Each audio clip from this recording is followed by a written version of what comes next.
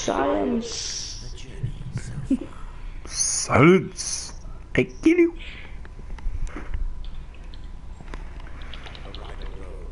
A temple is found, and the turn of a key woke a giant from slumber.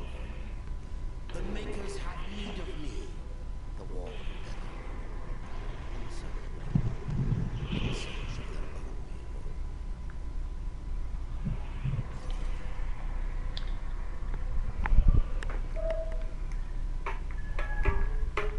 Oh my gosh, I'm playing hardcore now. The teammate ran in front of me, so I accidentally killed him.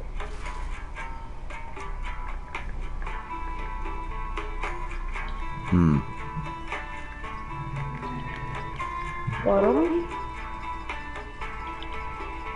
Damn it! People keep on stealing my kills.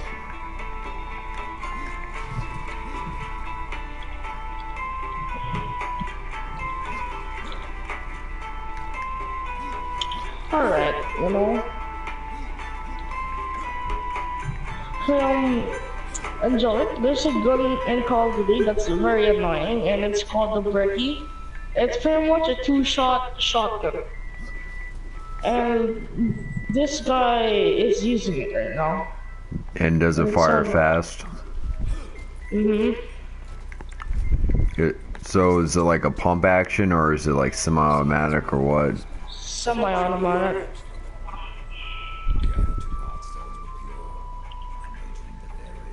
Triple kill.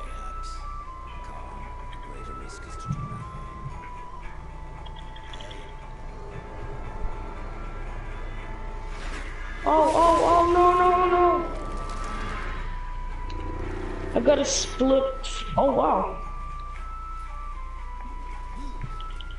7th place.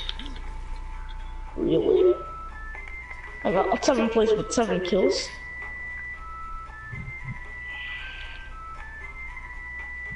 This guy's shooting on our PG.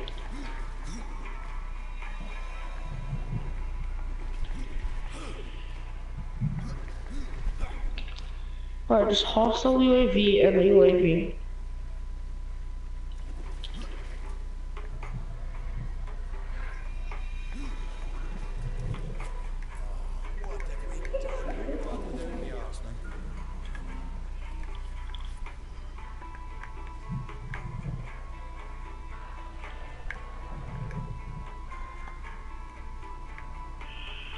And how am I gonna get back? Come on. Come on. Can this guy stop using semi-auto shotgun? It's literally the only, you know what, I'm using it.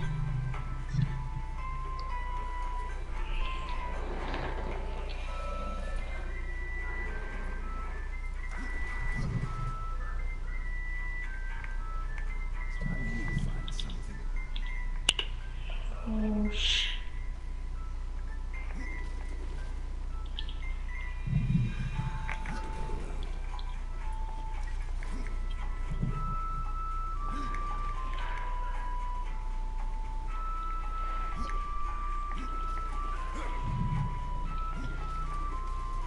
I'm playing on Nuketown right now.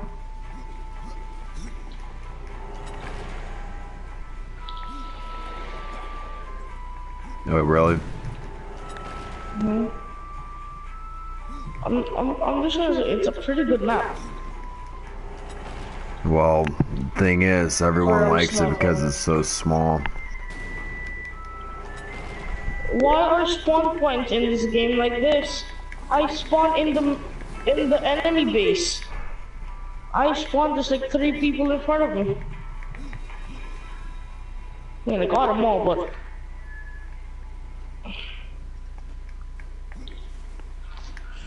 why?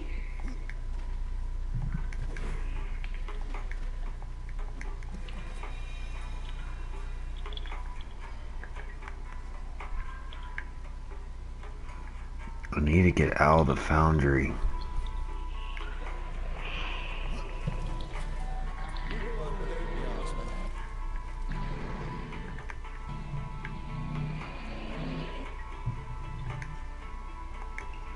Fast travel is currently unacceptable. It's unavailable. Fuck. Well, what are you trying to do? I'm trying to get out of the foundry.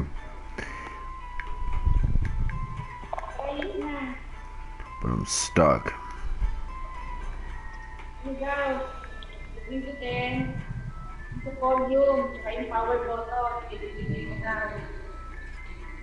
Asan na yung ano mo?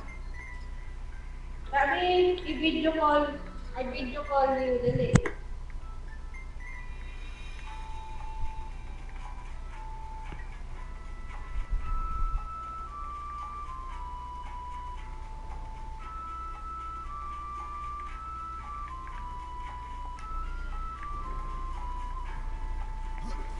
This is the way where I need to go, but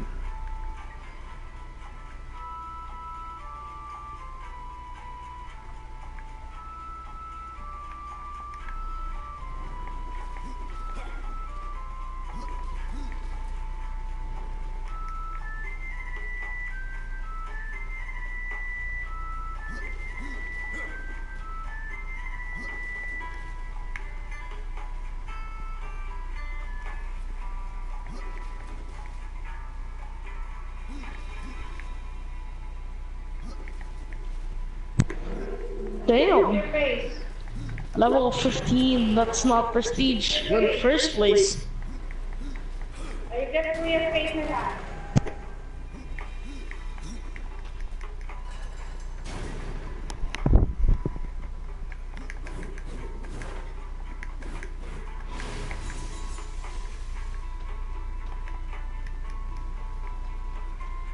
oh, that didn't do jack shit.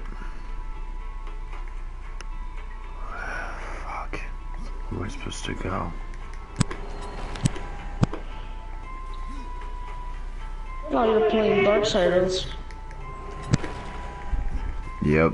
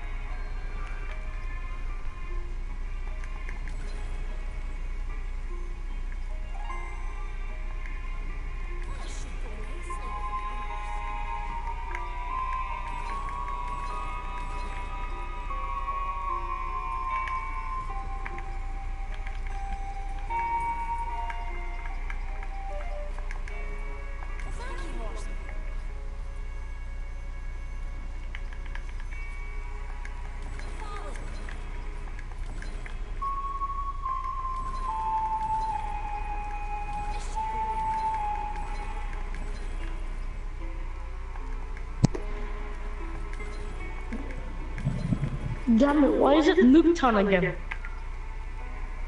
It's like third time in a row. I'm playing safe, Lord. It's almost like one team has to defend the robot until it gets to the enemy base, and then the other team has to try to beat the time limit of theirs.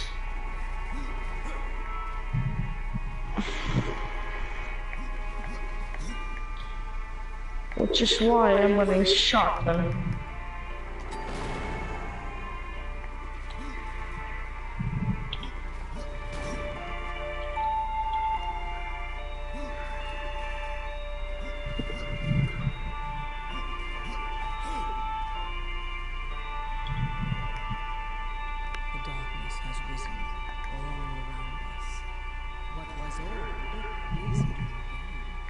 Alright, you know what?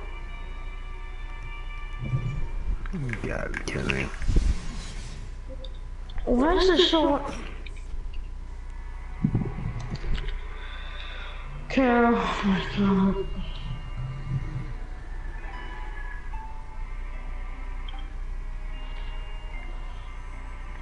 They keep on using the brekkie, dude.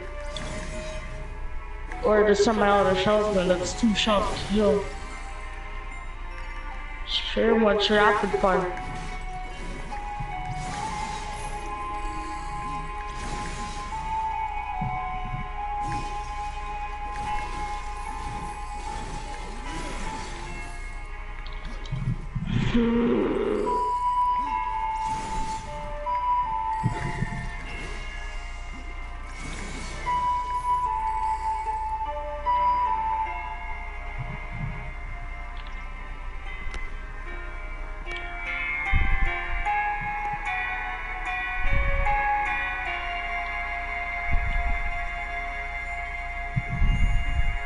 How did we all die?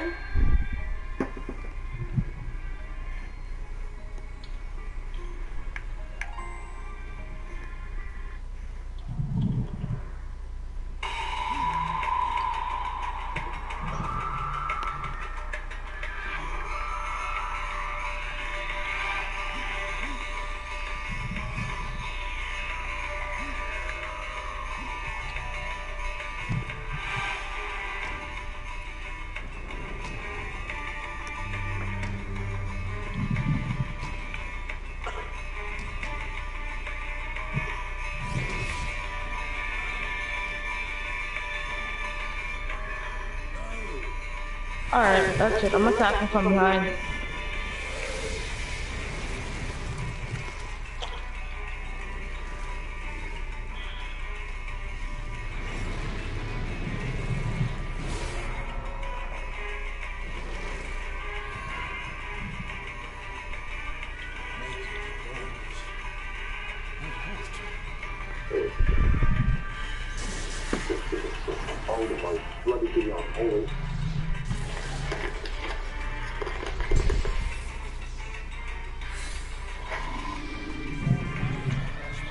Really?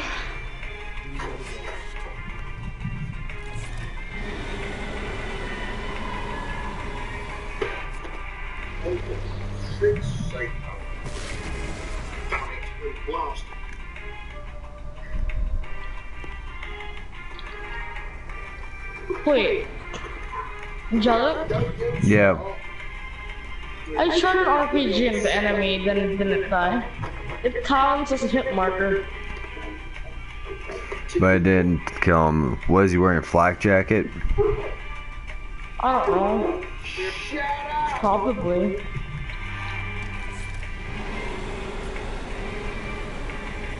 There we go. Damn it, I'm supposed to get a feed. Quack. No! Damn dog, shut up. Lock it in. We must not fall back. Yes. And don't look at me in that tone of voice.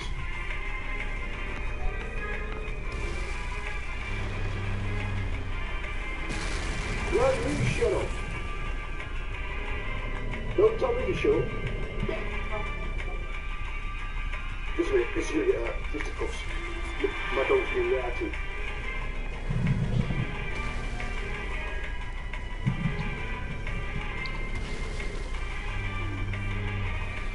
Sorry about that, little boy. That's alright. He had to pause for thought.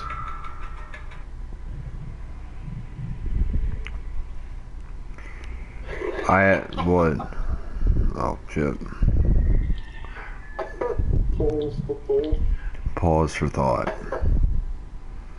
Nice. What?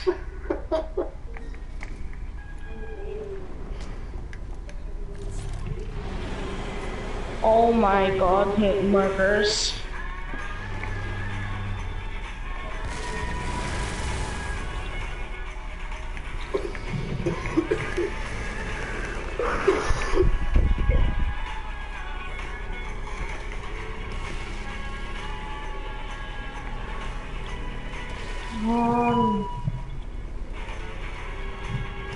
Oh, I got a collect.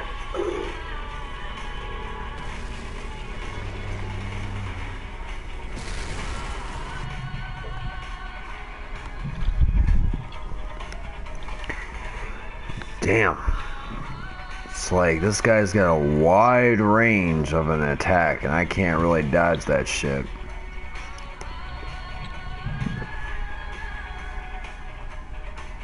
Well, I mean, Want to see the feed?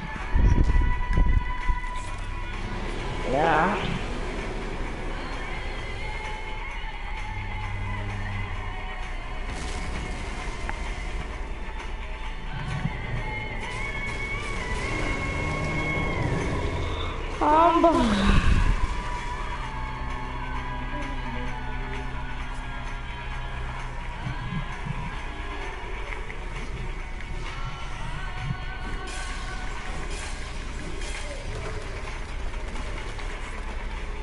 You're fine.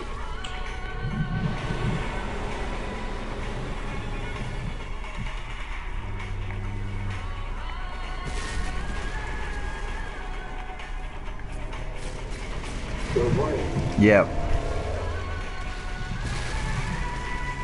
What's the matter?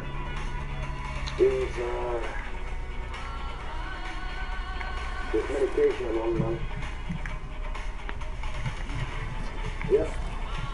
I've been chewed up and spat out, battered, thrashed. I'm so baked at the moment.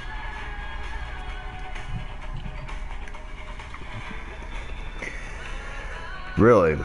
So, having any more episodes? Like, not episodes, but like any more visions? Oh, loads. What? Yeah. I've had loads of these. Having fun? Since I took these, basically, I'm going down to the Panama now, riding a banana, or getting chased by a boat. Which, you know, these sort of, yes, I'm a little bit out there.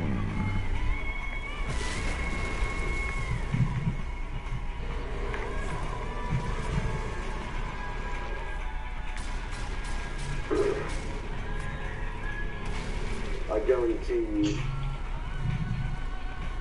last night, if you were like me, I was smacked off it. I'm still in the influence, and many lappers had at my expense.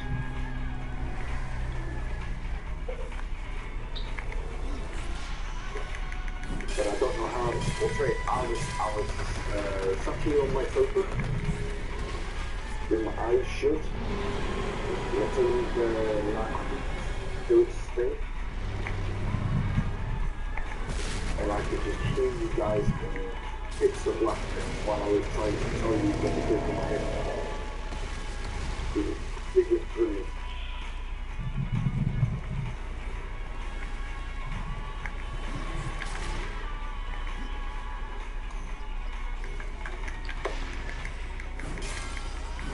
I know I cannot give you any of these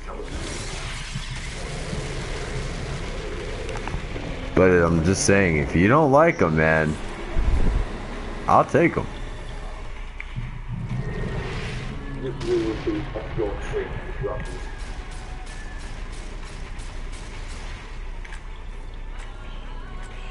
I don't know what the whole purpose is for these food, but wow, talk about the chemical involved.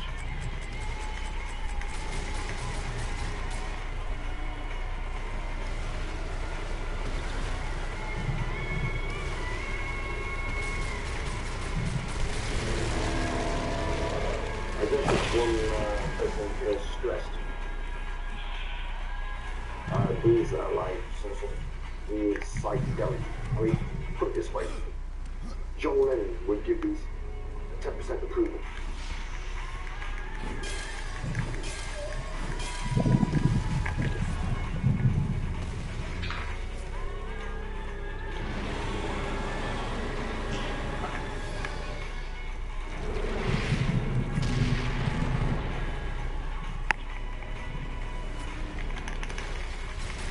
Actually, when did I take the last tablet?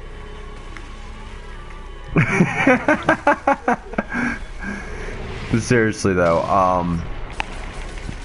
I would say you took your last tablet about several hours ago. Right, because I don't want to overdose. Oh no, don't worry.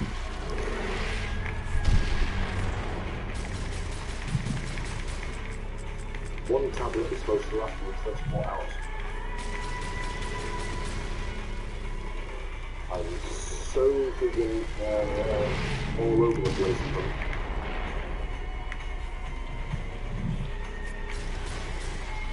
I feel like my IQ just dropped by 50%.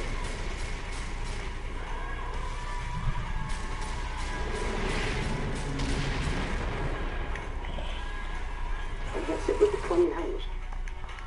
The what? The clammy hands.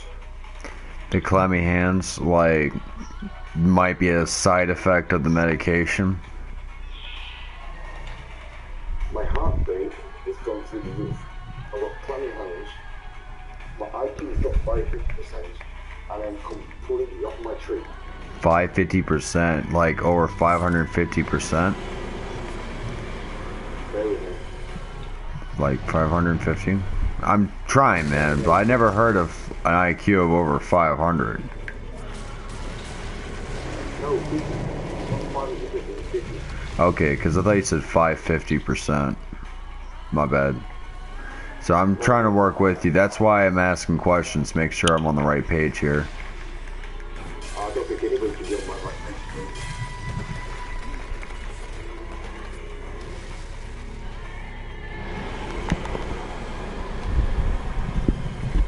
Come on. I'll tell you what, I can throw you a tablet in your drink.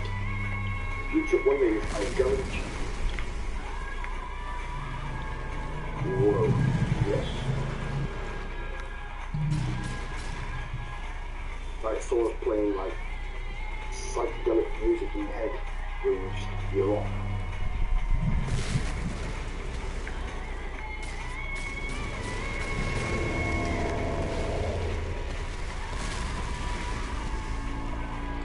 I guess that's why it's confusing a lot of people. But I don't mind your next time.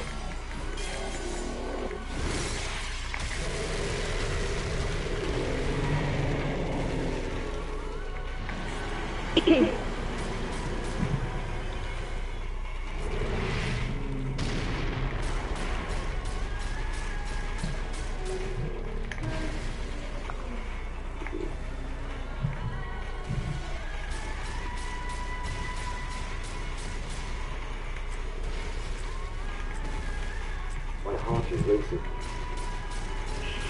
Calm down.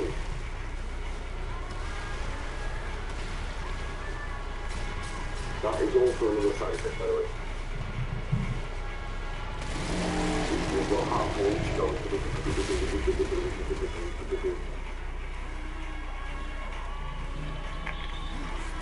I'm opening instructions, that one is going.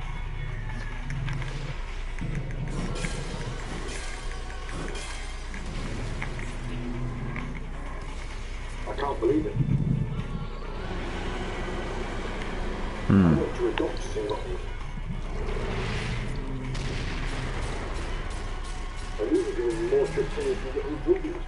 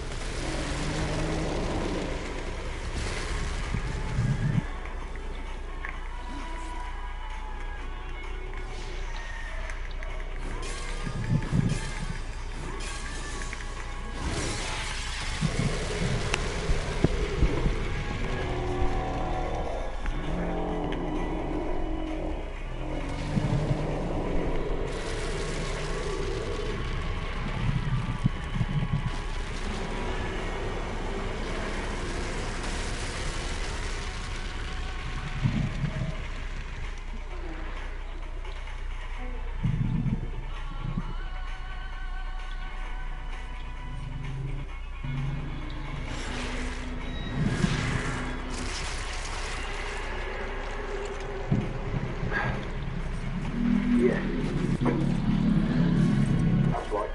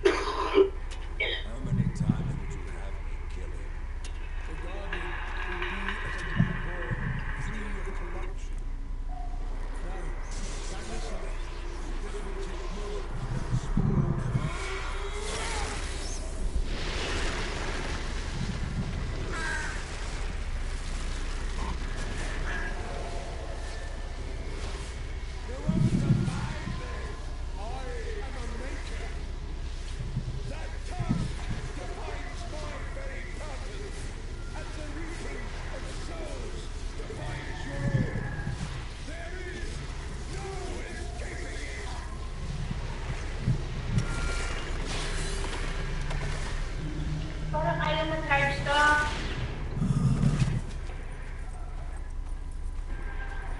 May ilaw. There's no light na charge. Here is when it...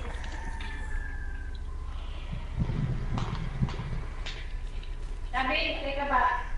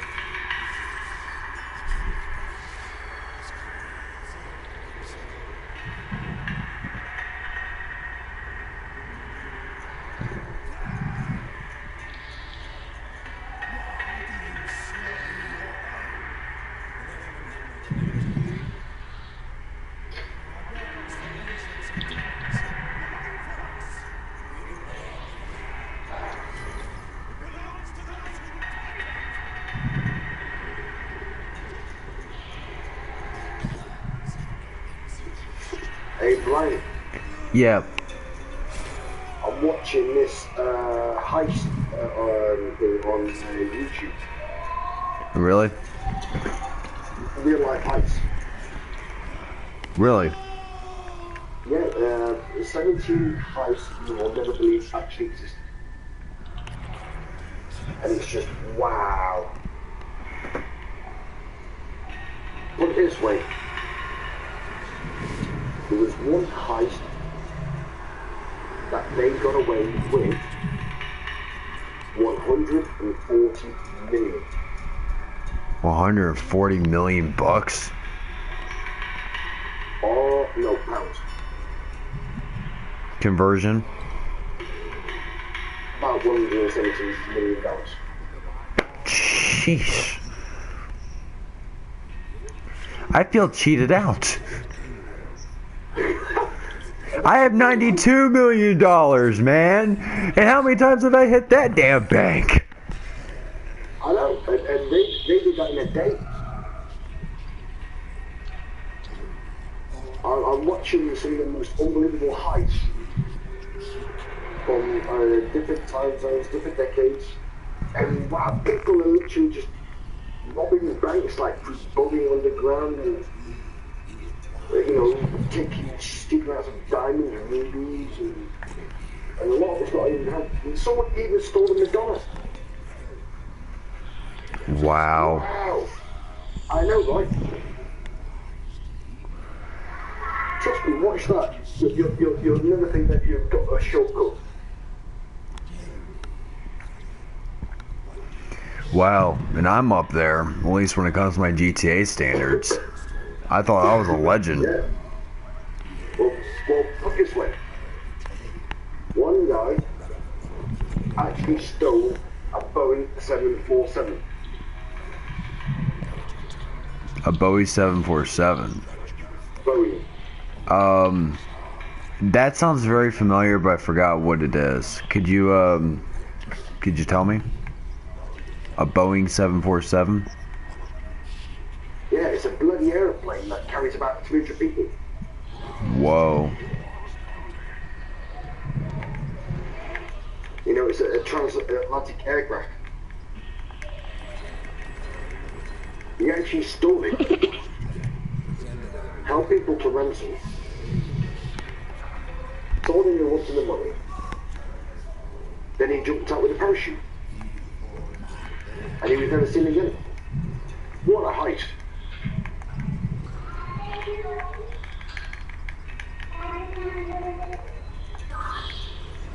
Someone's already made an attempt at trying to rob master criminals have already tried to rob the Queen's jewelry, the royal crown.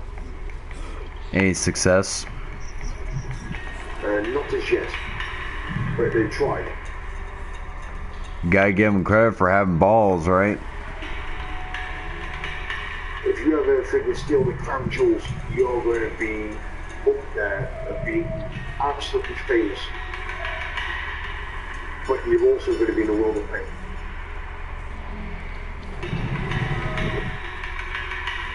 jewels are freaking... They're up there. There's only 2 diamonds in the world that are a particular type. The Queen has one, I think it's the Sheikh in Saudi Arabia, Al-Qasam.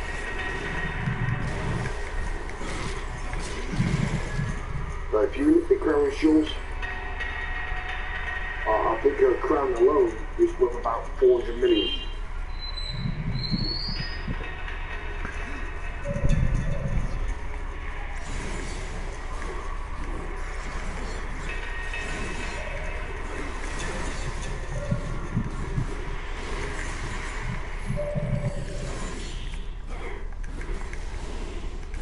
Well, obviously the crown's made out of gold, diamonds, rubies, emeralds.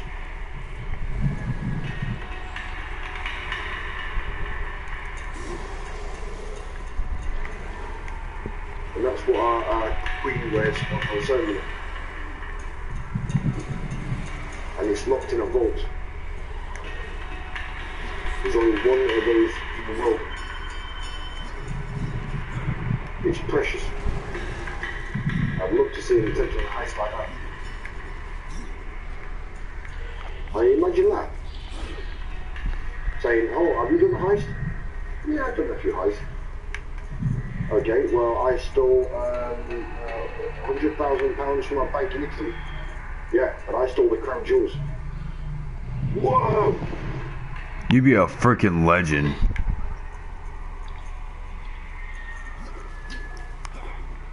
It's extremely heavy guard.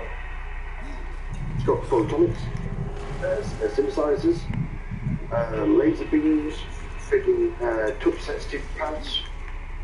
Yeah, I think it's a 21-pin lock bolt, magnetic field.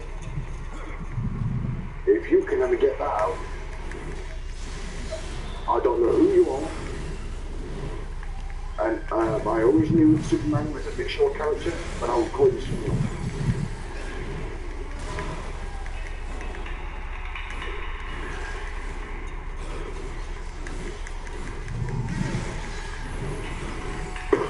But I guarantee you, if someone did actually do that, it'd be a mafia boss. I think it would be more than mafia to take that.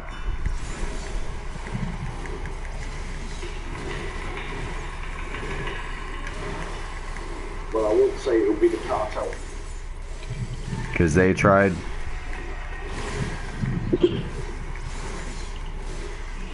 I think everyone's got a pop at trying to get criminals. All the criminals through hundreds of years of history have tried to take it, and no one's been successful. A challenge is afoot. Well, the more failures, the more it's worth, right? Every time that a criminal is trying to rob the crown jewels, they get put in the Tower of London. It's tradition. And when you go in the Tower of London, you never get out.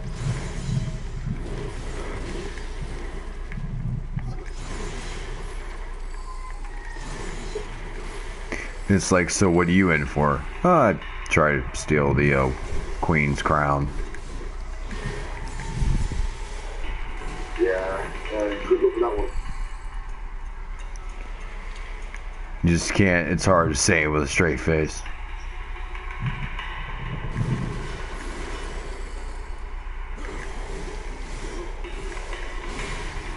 I wouldn't even know how that would be looked upon as. Like, could you say that with a straight face?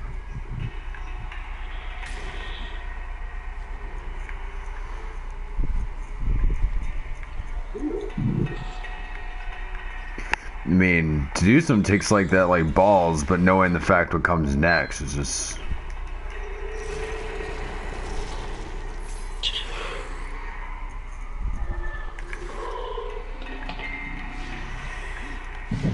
$74.5 million. $74.5 million? What? I've always been the biggest buddies. I'm watching Real Heights. It's basically what I'm watching is 17 heights in the world that you would never believe actually existed. Holy shit, dude. Real life heights. I'm watching that now, and I keep you like, you really want to see how these people think. He was genius. Very game, the genius. And that's in real life. Mm-hmm. Oh, I'm listening, dude. You have my full undivided attention. This is definitely up my alley. Right. I'll tell you what I'm going to do. Right. I'm going to put it on TV so you can hear it in the background. Alright. Right. I'm a professional bank robber myself. Yeah, well, you want to listen to this because it's bloody absolutely amazing.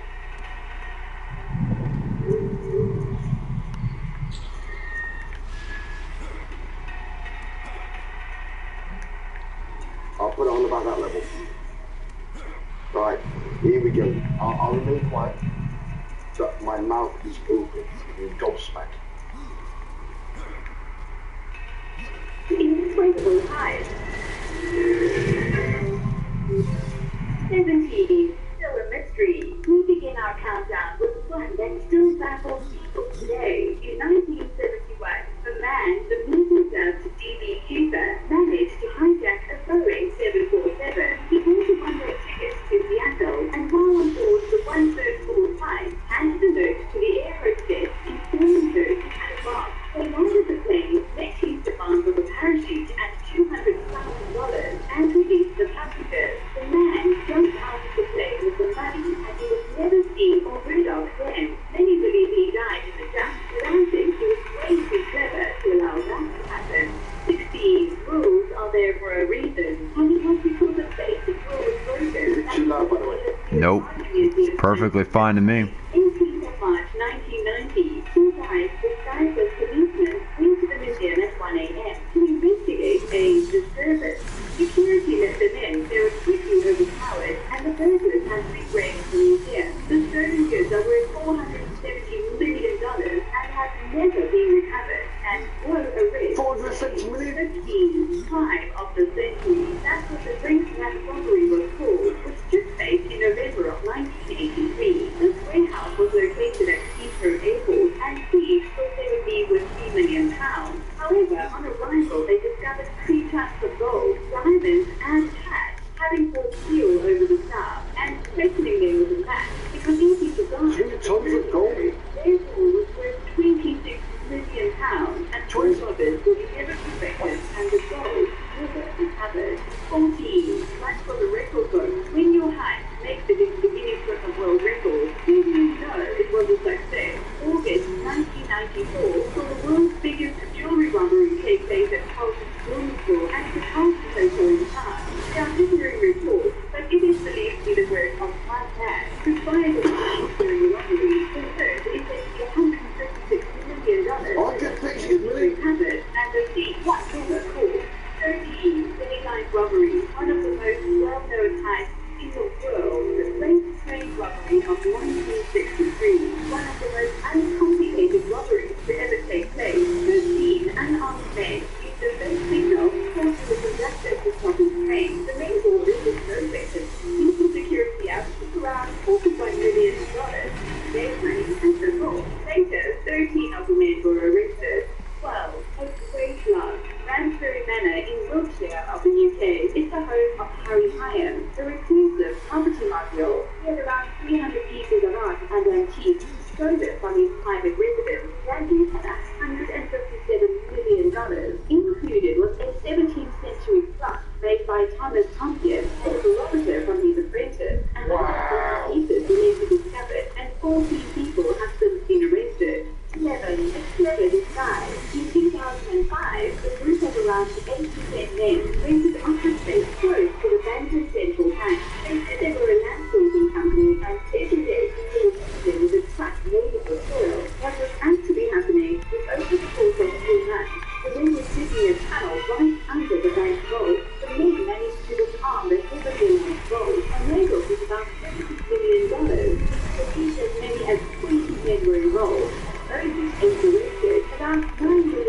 was recovered. 10. As easy as that. Orphans pretending to be tourists managed to steal the Madonna of the Yarn Window, valued at $14 million from John Madden's castle in Scotland in 2003. The name just means that. That's it. The painting has been found. 9. Blame it on technology. There's a bit of controversy over the Baker Street heist in 1971. The group of thieves blasted their way into a bank vault in London by using a storefront while doing it. The movie was written to communicate with the picked up by radio. The thieves managed to escape with $2 million before the police could figure out which bank it was that was reported by the radio object. In Thursday, the controversy was that it is believed that the robbery was a cover-up and that the thieves were hired to retrieve compromising information about the royal family.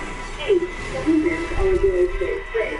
This time was a city word in American. Leonardo Montecarlo raided Army State nearby the Antwerp Diamond Center, hoping that the diamond trade included was still in the vicinity and came to know the staff of the diamond center quite well, and eventually robbed the center of $100 million worth of diamonds, and police still have no idea how they surpassed the magnetic field, Doppler radar, infrared, and sight sensors. 7. Master of the Sky. In 2009, two robbers managed to steal $14 million worth of jewelry from black diamonds in London. Having told artists they were performing in music videos, the artists transformed them into women using prosthetics, wigs, and layers of makeup, which took 4 hours to apply. The robbers were caught, but the jewels never to be seen again. 6. Movie TV. It's hard to believe how this panned out. Four men disguised themselves as employees of the KLM Royal Dutch Airline. They stole a KLM truck and used that truck to ride up to another KLM truck that had unpacked diamonds to the value of $150 million inside. I'm not sure how they managed to switch times, but they did, and managed to drive away having completed one of the biggest diamond heists in history. 5. The makings of the movie. Remember the movie Darksiders? Well, the movie was based on this famous heist. It was Cancer Raid. This was a carefully planned heist, and the thieves made it with around $20 million. It took place at the John F. Kennedy Airport, and none of the money or goods was ever discovered. It got messy when people started getting caught, they didn't follow the plan properly, then the blackmail began, and the mobs got involved. Then you would kill amongst each other, and now you understand why it had to be made into a movie. 4. All according to plan. Valerio Visai was a famous criminal in Italy. He moved to the UK to continue his crime race. His target was the Knightsbridge safe deposit box, and he went to the safe deposit box there so he could gain access. July 27 1987, he and his friends successfully subdued staff and managers and ransacked a vault of $60 million. So how did he get caught? After the heist, he returned to fetch his beloved Ferrari. 3. Lack of money, the root of all evil, as said Mark Twain. And these things knew it too. July 2007, the employees were stopped to discover that $282 million was the most of garbage belonging to be found. Not much is known about this, as officials often required, but it's believed to be carried out by the cops, who had connections to local military. 2. It's the screen. One of the most stolen pieces of art is the screen. In 1994, it was stolen from Oslo's Munch Museum, but the thieves weren't able to extract a ransom for it, and it was later discovered. It was then stolen again in 2004. The armed robbers literally brought it right off the wall in front of other tourists. It was only recovered 2 years later, and the thieves were caught. It was worth around $74.5 million. 1. Very cheesy. Just for fun, the world's strangest heist has to be the cheap heist of 2013. £42,000 of limited fees was stolen by William Borita with a street value of $200,000. Just as a matter of interest, cheese is one of the most stolen items in supermarkets. Whoa. What do you reckon to that then, Bryce? Quite a few, man. Talk about being multi-millionaires overnight.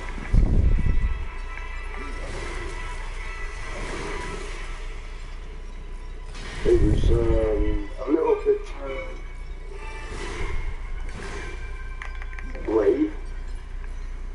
ballsy. Yeah, but I like the last one. Turns out steaming cheese is the way to go. Italian cheese. Cheese will kill you. Well, they've been out some good cheddar. Yeah.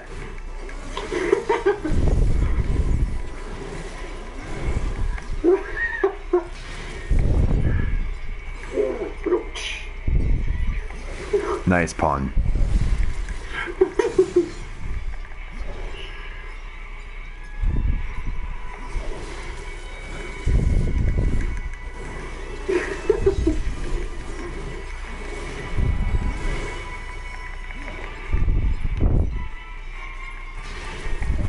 Right. You're not going to like this. But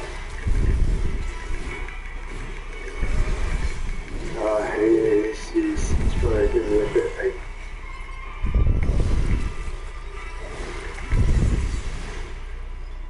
Do you mind listening or do you want me to take off? It's up to you, man. Alright.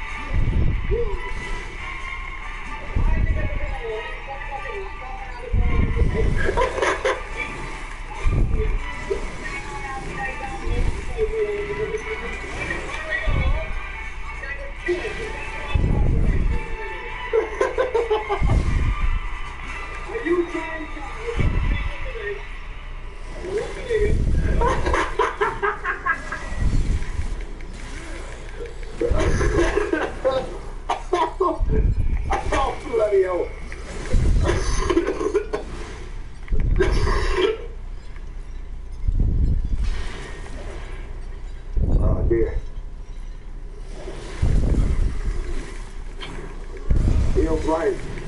Yeah, what's going on, man? Well, what did you reckon to that? I'm still gonna kick out the shoebox.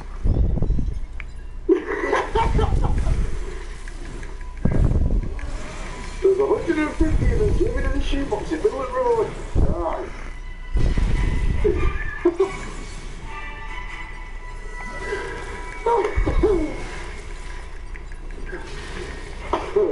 It's bloody brilliant.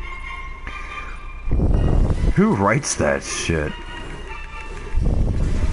It's British comedy. I kid you not. Fucking genius. We just live in a hole in the ground. What do you mean, live? Look, should it be evicted from our hole in the ground? You have to live in a lake. Well, maybe you have to live in a lake too. Look, should it? You are nothing. Maybe at half a whole grammar. Oh, goodness.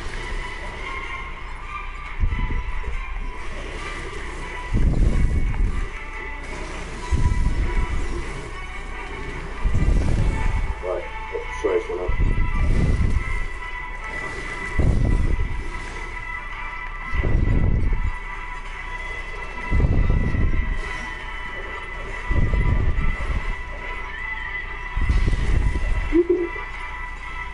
Oh, I want to watch this bit. Can I watch this? Go for it, man. Oh, bloody adverse.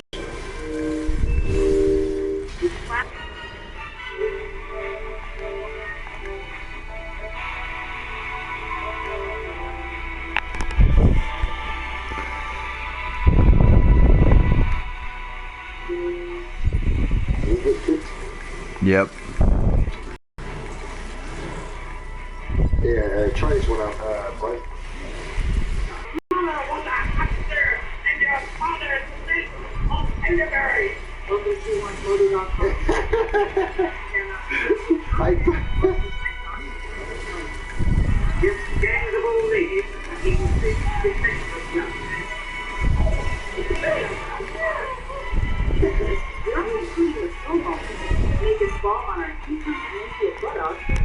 That was the wrong direction.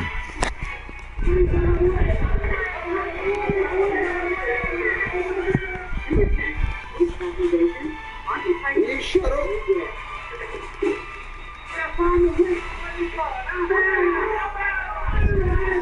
On his quest to gather a band of brave knights to join him. Oh, you're doing my... You're over-talking it. Whoever's the commentator... That's it. Chaos. Well, let's watch mojo.com. What? Let's watch mojo.com. Oh, yeah, Mojo. Oh, that is Mojo.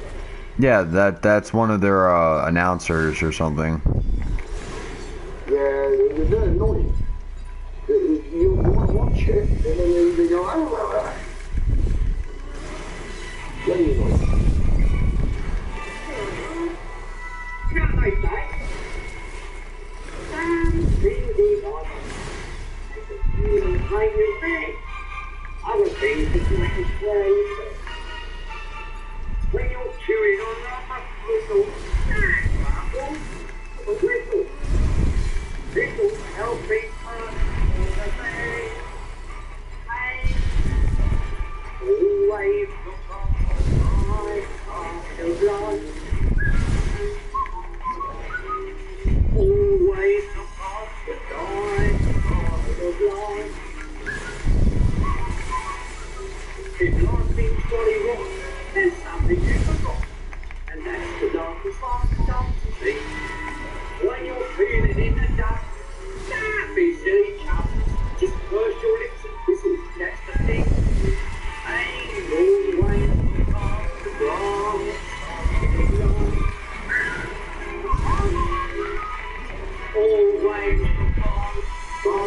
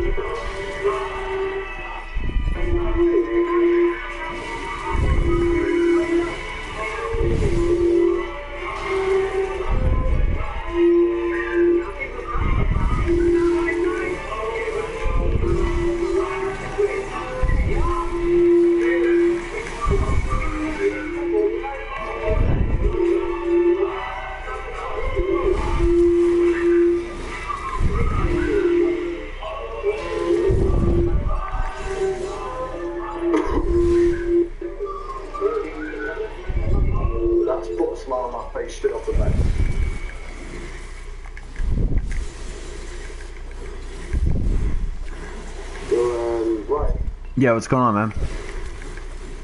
Do you like things like this? Did I like the what?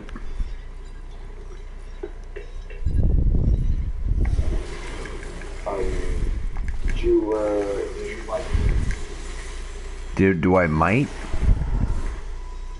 No, did you like Oh, did I like it? Yeah, it was actually pretty good. I actually was listening the whole time. The bright side of life shit. It's fucked up, man. Okay, next one. This will make you laugh. And don't worry, it's only 2 minutes long.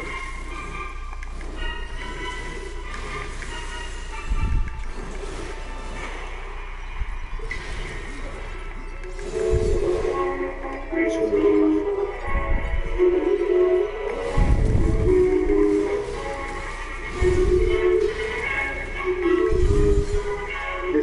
Listen very carefully.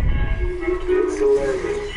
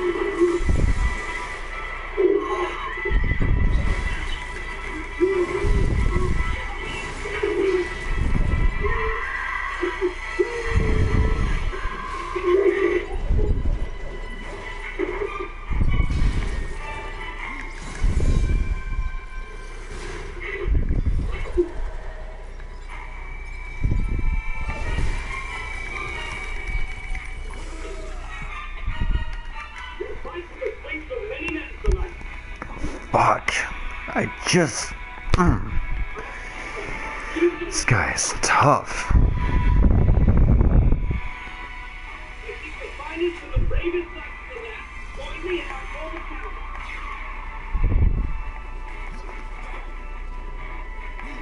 You have proved yourself worthy. Will you join me?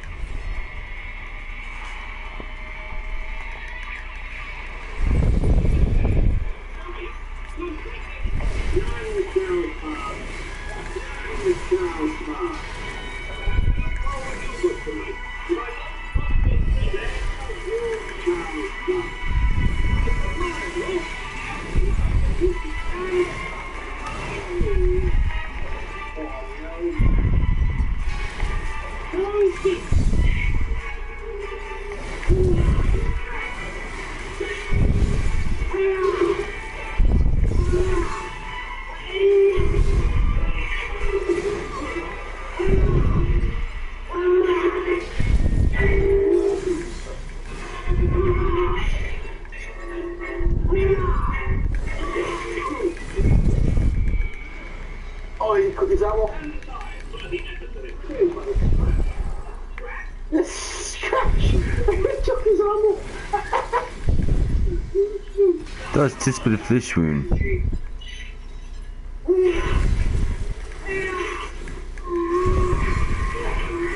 He's got both his arms missing now.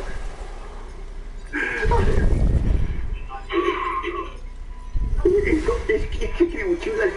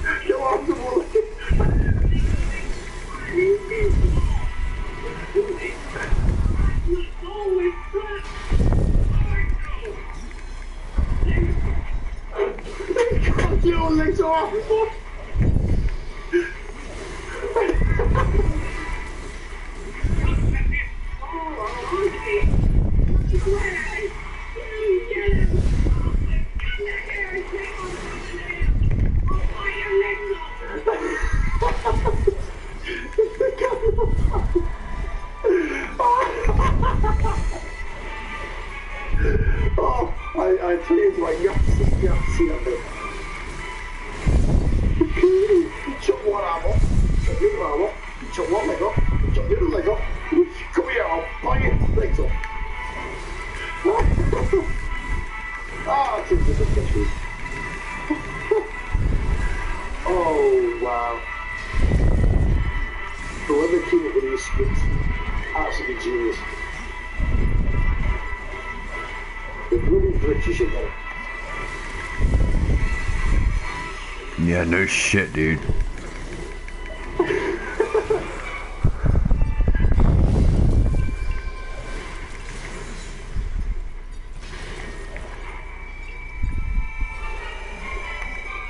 Oh, I love this taunting bit. I love this taunting bit. It's the French against the English. I love the taunting bit.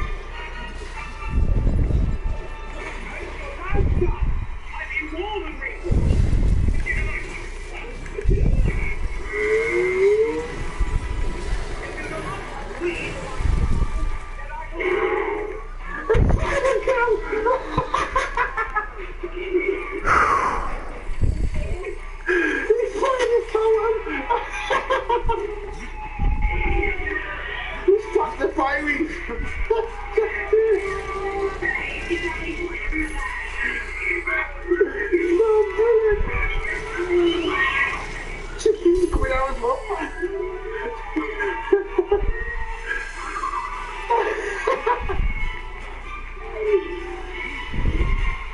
Oh, they're so fucking wicked. Oh,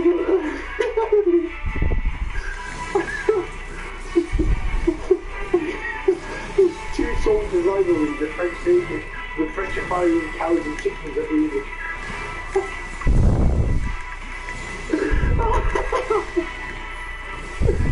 Oh, sorry, that boy. Oh, it's alright, dude. You're just having fun, dude. Nothing wrong with that. You just having funny, though.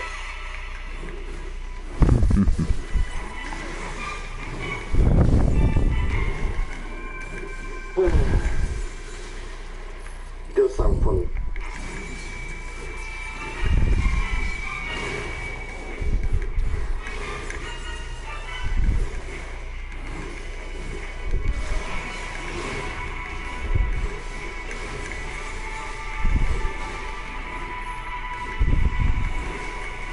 Oh, this thing is brilliant.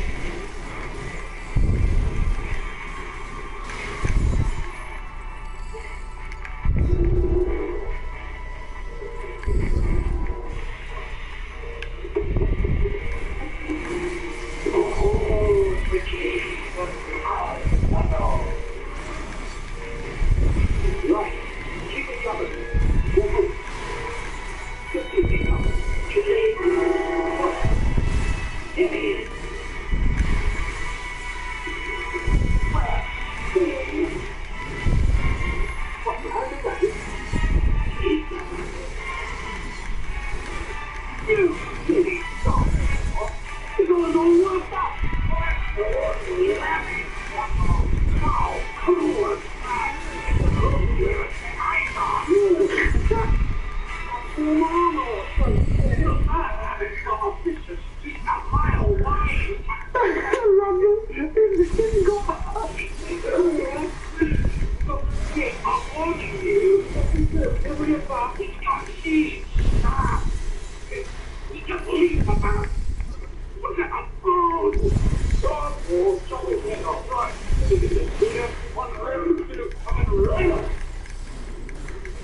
He's going to take on a rabbit.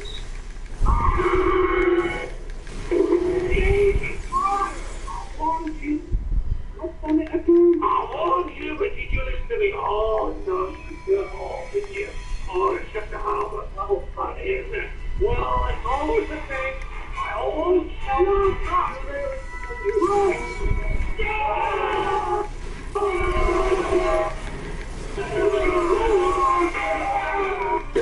going mental.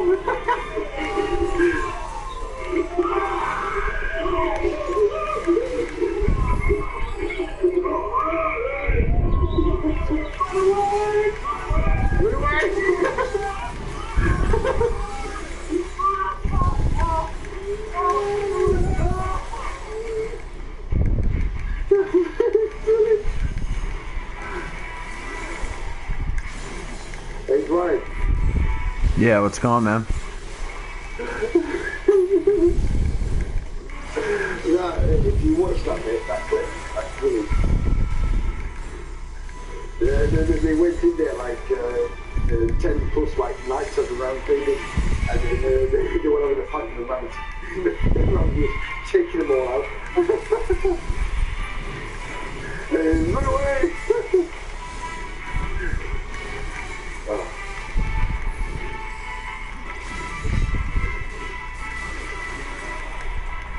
What is that from?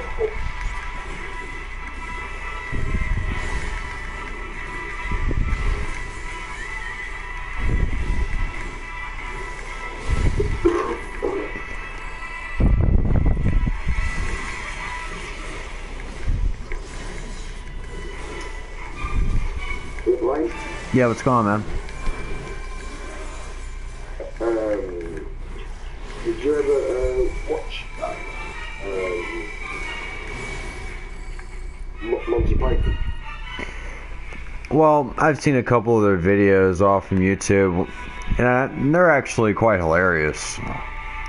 I just never really had the attention span for it. But I try to sit down and actually listen to it, and then when Kay tries to show me a little bit more about it, it gets me more interested. Well, I'll tell you what, this bit is going to make you laugh. Right, I'm just going to put in the kitchen and I'll be right back.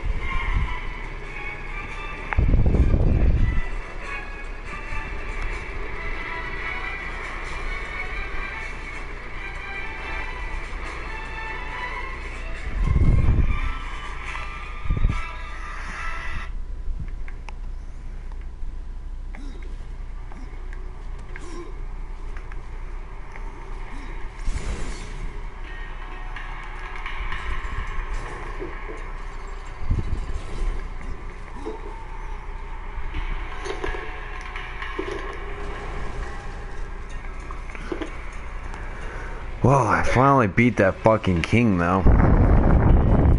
You did it? Yeah, I finally, yeah. It's like some kind of ice king, though. He was a pain in my ass. This next bit I'm going to play,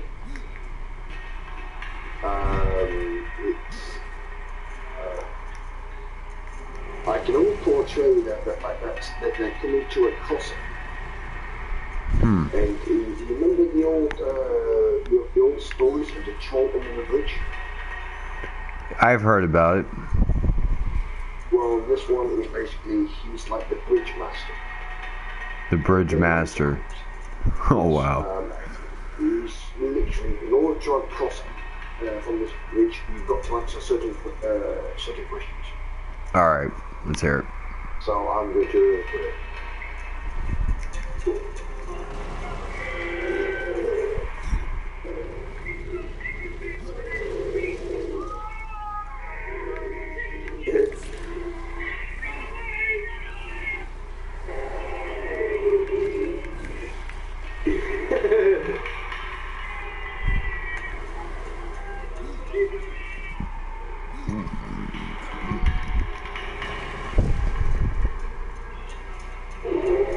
So I just remember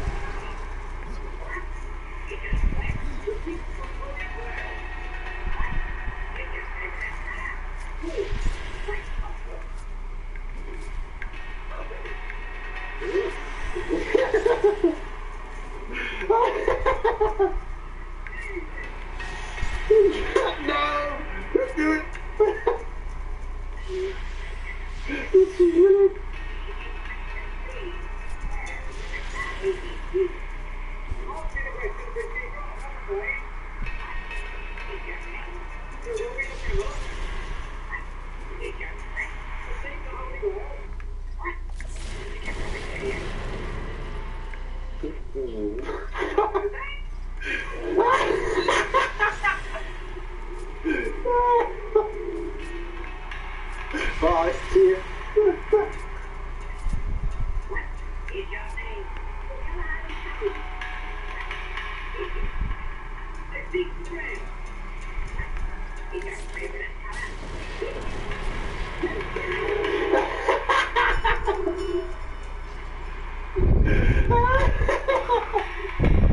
Long question. Long answer. Sorry.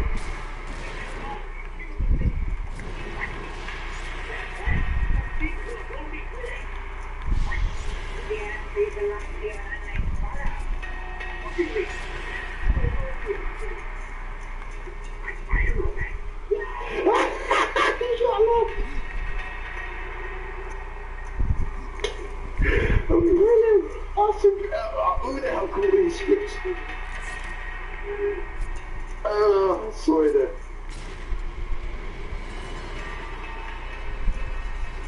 Wait, Brian. What's up? Whoever killed these scripts is absolute genius. Genius. Am I being too loud? Nah, you're fine.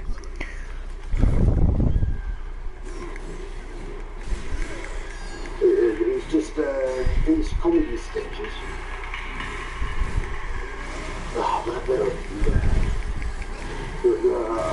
sticking to marble top.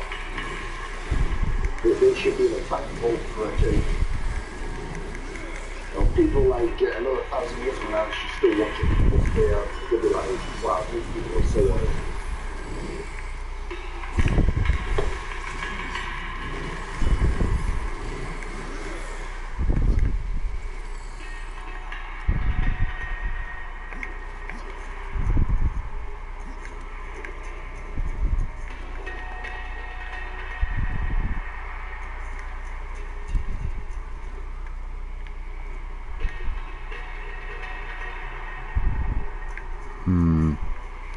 I wonder.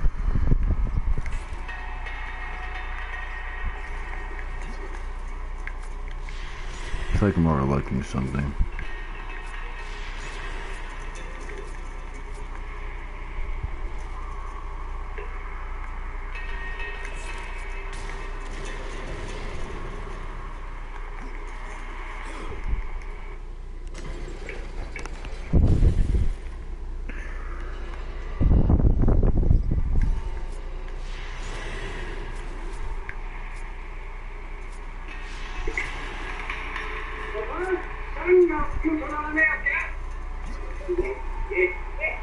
You have been found guilty by the elders of the town of uttering the name of our Lord, and so as a blasphemer, you are to be stoned to death. I did nothing for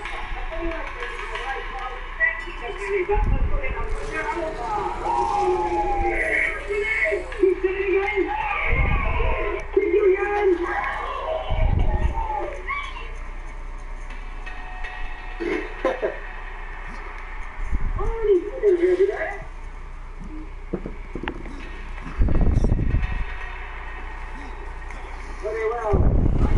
By the way, all the women are wearing beards. Right.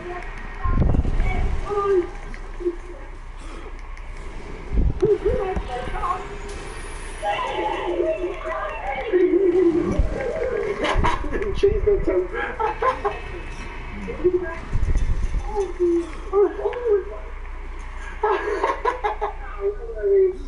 I didn't say don't do that for me. Just say go.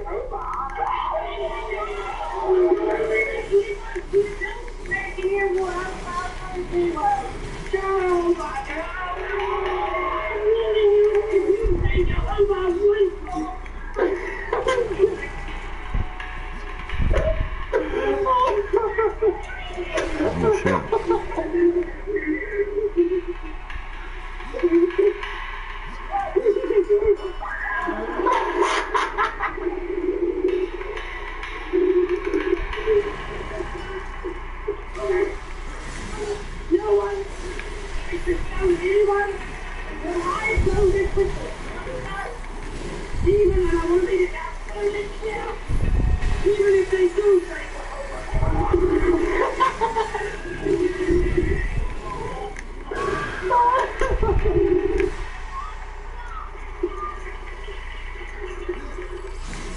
brilliant, absolutely brilliant.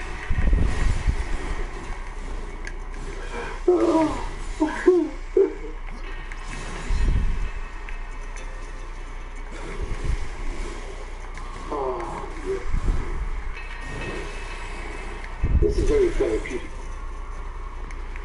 You don't say. You know what else is very therapeutic? Meat button. I was gonna say, staring at fish. For some reason, it very much is. Like, have you ever tried doing that? I used to have this years ago. Like, do you ever, like, just sat there and just stare at them for, like, a long period of time? Like, I wonder what they're gonna do next. Well, they're taking a around in a second. Yep. Because I mean, I used to have a betta fish. I've had aquatic tanks. Right. They needed a certain climate water temperature. So they needed when you put the heating rod in. So you can climatize the water to 20 plus degrees. They were not cold water fish. They were very expensive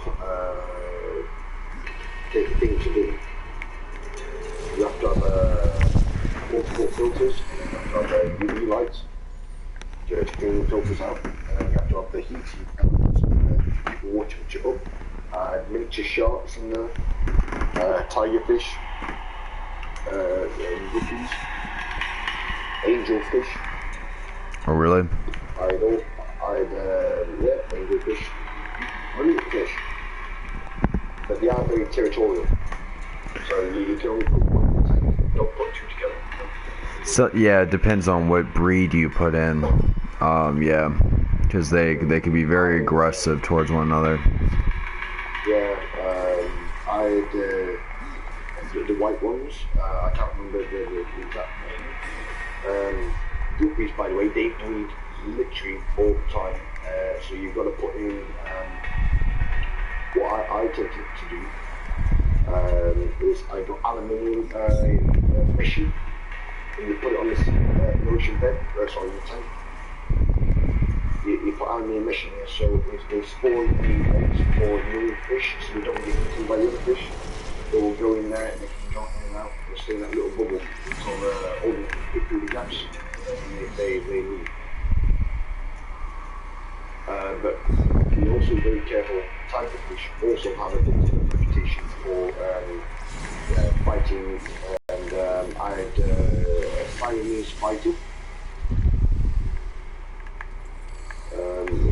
Those are actually good fish. They are Japanese Siamese fighters. I also had two sharks. Mixed sharks. So yeah, but I also like, which is one of my favourite fish, it's called a neon tetra. And those always running short. So if you have a decent tank, mine was about 4 foot long.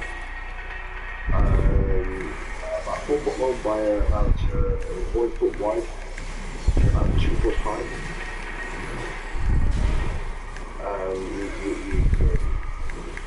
I think in my tank I got about 80 or 90 fish.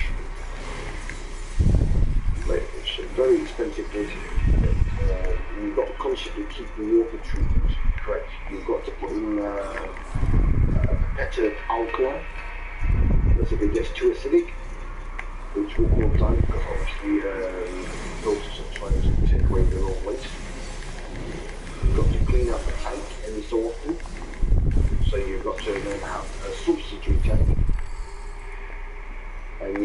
try and fish them all out and put them in a more high space to clean out the main tank. Because all the fish waste sits at the bottom of the pebbles and the stones. And you're going to take all that sludge out of the fish with that waste. Clean it out with your gloves, rinse the tank out, put it back on the boiler again. Then you've got to reheat the water. Then you have to leave it for a day while you actually treat the water to get its nutrient properties back, to take away the acidity, and then reinsert the fish back, and that'll be good for 2 weeks.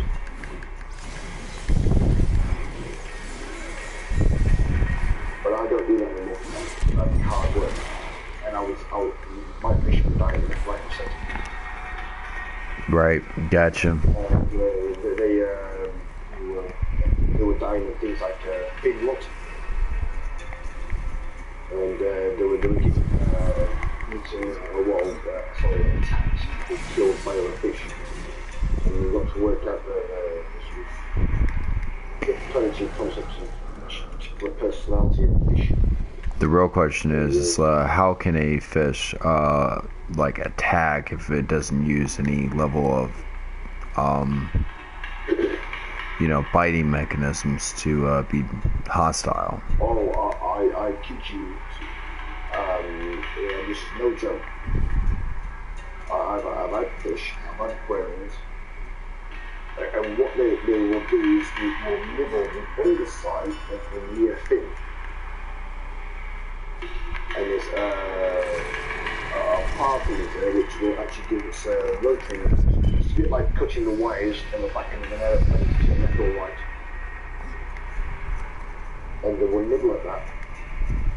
And now the fish do not have teeth. Well, some do. Obviously,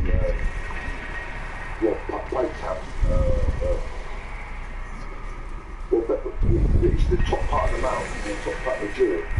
There's a slight line of bone, so that they can snap its face a bit like a carrot. So that's what fish do. Then they use the lower part to pinch. It's that biting on top. They don't have teeth to move those teeth and nibble through the side of another fish's tail. And you will see fish that have been attacked by other fish. The back end of their tail is always underneath.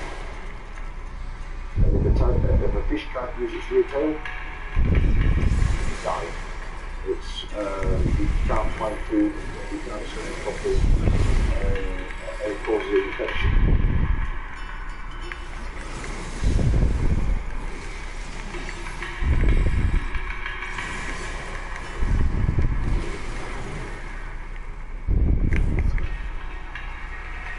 You also, if you ever have ever want to get into having fish, I mean, I use certain cubic areas of water and space is also then per fish. So you can't just go around a goldfish bowl and say, oh, I'm going to put 20. No, each fish needs a certain area, otherwise it gets stressed out. So, for a goldfish bowl, 2 maximum. Put them in there to be tested. So you've got to obviously try not to overcrowd them. So you've got to let one side, like in the old testes, in shoal fish. So, you don't have a tank that's 4 foot across. Get 20, but no more than that. Guppies, yes, 5 or 6, no more than that. there are certain breeds you gotta be very cautious about, which is their size alone. Some fish could actually be quite large. And I think that's probably another concerning part that I've been trying to figure out. Well, I kid you not,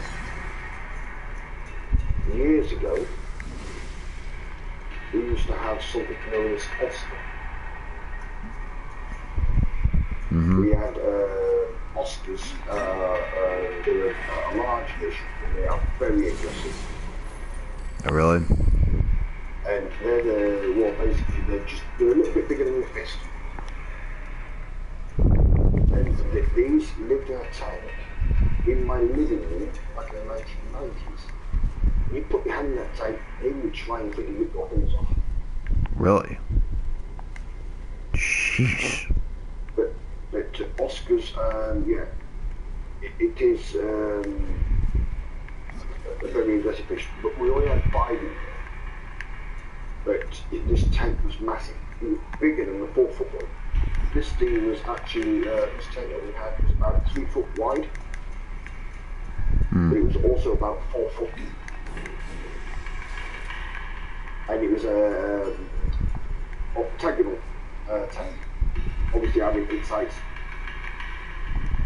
And it was huge, and these fish used to just go around and with their scales on them, they're like translucent.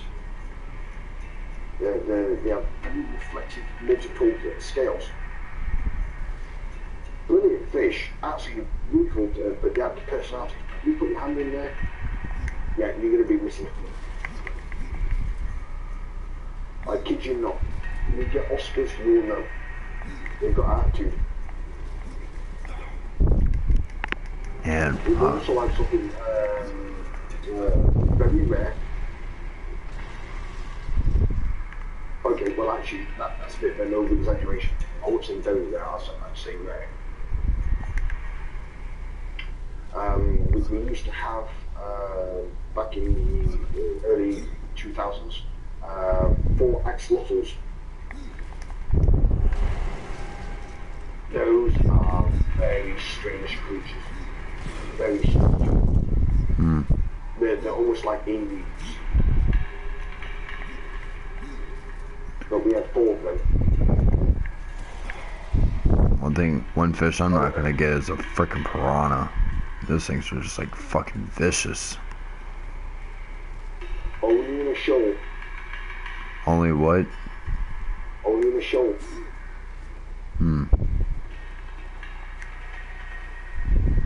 And they can taste good. But if I have a piranha, I'll put them in there and I will literally freaking, yes. If it bit me, I'd kill it. But if I put my hand in and there's 50 of them, oh hell no. Cause I just wouldn't tolerate it. I couldn't do it. I couldn't put up with it. Well, imagine going to the Amazon, falling in the water, and all of a sudden someone's taking a chunk out your ass, then you realise there's like 20,000 on you. Fuck me. Right? But yeah. No, I don't blame you, dude. It's a piranha we're talking about here. Well, you know, 20,000 piranha trying to take a chunk out your ass. They'd be on your insides and through your guts in 3 seconds. Because they're a burrow fish. When they attack to go in. So they will just all penetrate on one hole and then eat you from the inside.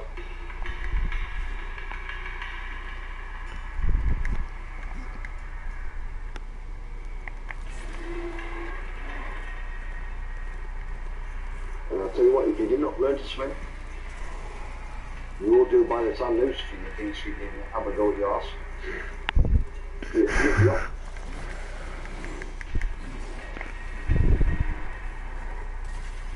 It's like, run. That's all anyone can say. Well, if you're on water, I guarantee you will not be running, but you will have the runs. Yes, you'll be shitting yourself. No shit, right? Tell me about it. I may not be the most intelligent creature on this planet, but man, will I learn how to have the runs in there. Shit, dude. Well, yeah. No, well, not even a pair of boxer shorts will save it. You think?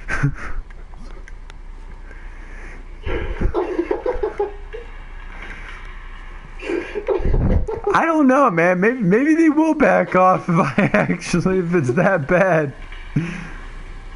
Well, nobody takes a woman to take my underpants off. But I'll tell you what, if I get out the water, I wouldn't have to do it. I think in these shots. They can carry off into the distance. I don't want to go there. And the other worst fish. One of my friends told me a true story many years ago. He's a scuba diver like myself. Mm-hmm. And he went to the North Islands of Australia. Just he's very close to Papua New Guinea. I can't quite fully remember what his name was. But there was an instance there where he was dived many thousands of miles from home. And you know, if you're a diver, sometimes you like to dive all over the world. Or you can go to Abu Dhabi, or you can go to Australia, south, west coast of America, Greenland, or whatever. And he went there, and he told me the very same day he was dangling his leg off a pier. Obviously a boat port. And he was dangling his leg, and someone spotted something under his leg. And he said, "Can you lift your leg up?" And this massive fish, it must have been about, from the way that he told me, it was around about, 5 foot long. Right. And it came through, and it had an arm in its mouth. It had a what? An arm. An arm. An arm, yes. An arm, like a human arm. Wow, dude. I'm picturing a fish with an arm in its mouth. But it turned out that earlier on in the day, a diver is in hospital because he was trying to take off limpets. You know what limpets are? Yeah. Things that hang on the outside of the boats and stuff like that. He was taking it off with a knife. Go on. And the knife was shiny. Obviously stainless steel. And basically what had happened is a barracuda, they thought that was a silver fish, went for the knife and actually took off his arm. Purely because it thought the knife was a silver fish, a silver scale fish. And that was a barracuda that took his arm off.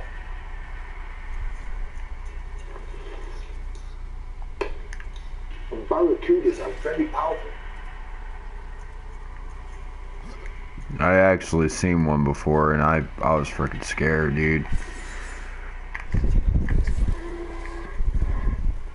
Well, yeah, so it was a barracuda that took off the diver's arm, purely because he was trying to scrape off limpets off the other side with the pier.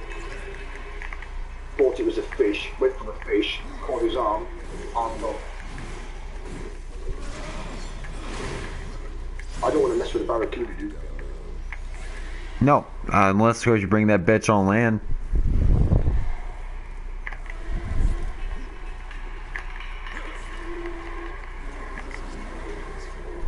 And I've actually seen in real life, myself, I've seen a real gold to blue.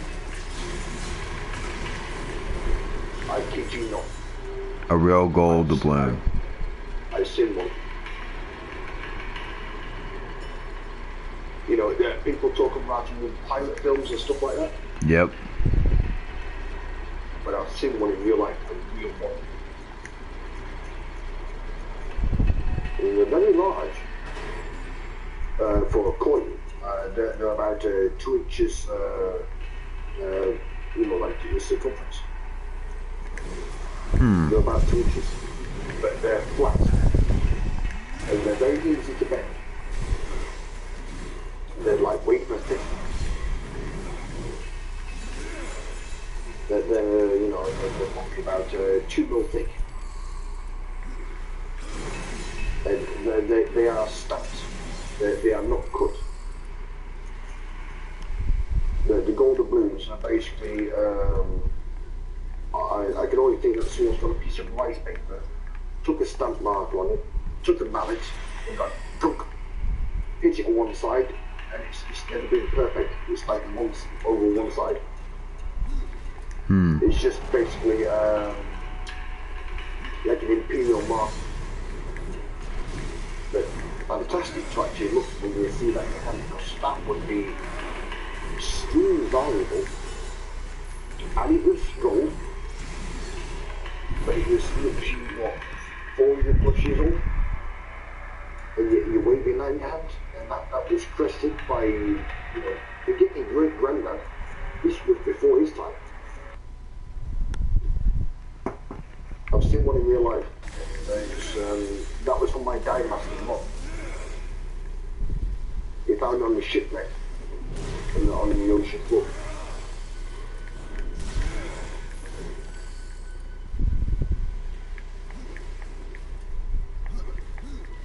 He's not allowed to disclose it though, because it's class. I forgot what the term is. If you ever find any sort of treasure or anything like that, you've got to state it to the government. So he only took one.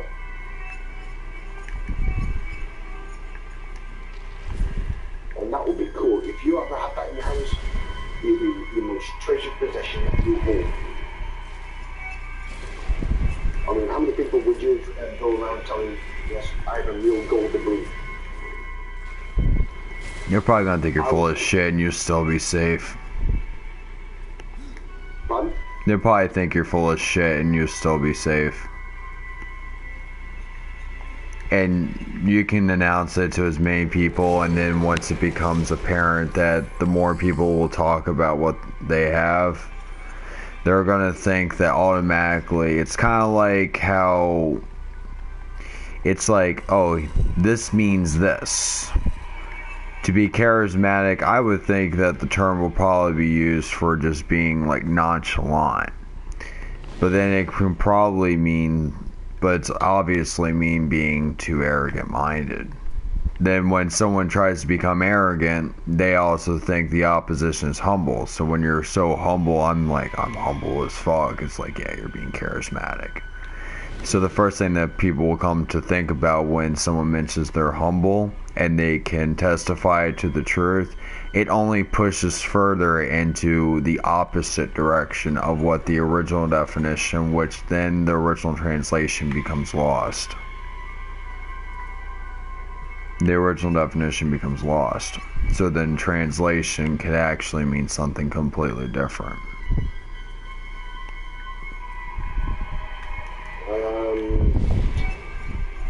You lost me halfway through that. Basically, that's okay. But when it comes right down to just like being direct forward with something, you probably wouldn't worry too much about it. This is something that I picked up about the human mind. Well, I'm only saying if you was able to say that you're this, that, or the other. But understanding, it's just understanding the human mind when someone actually mentions something about like what it is that they would have, you know, and then they'll think, oh well, it doesn't really mean anything, you know, and then you can carry on, which means if you were to be like just to mention it and actually say something that you have it would be perfectly safe with everyone thinking you're full of shit. Yes, I gather that much.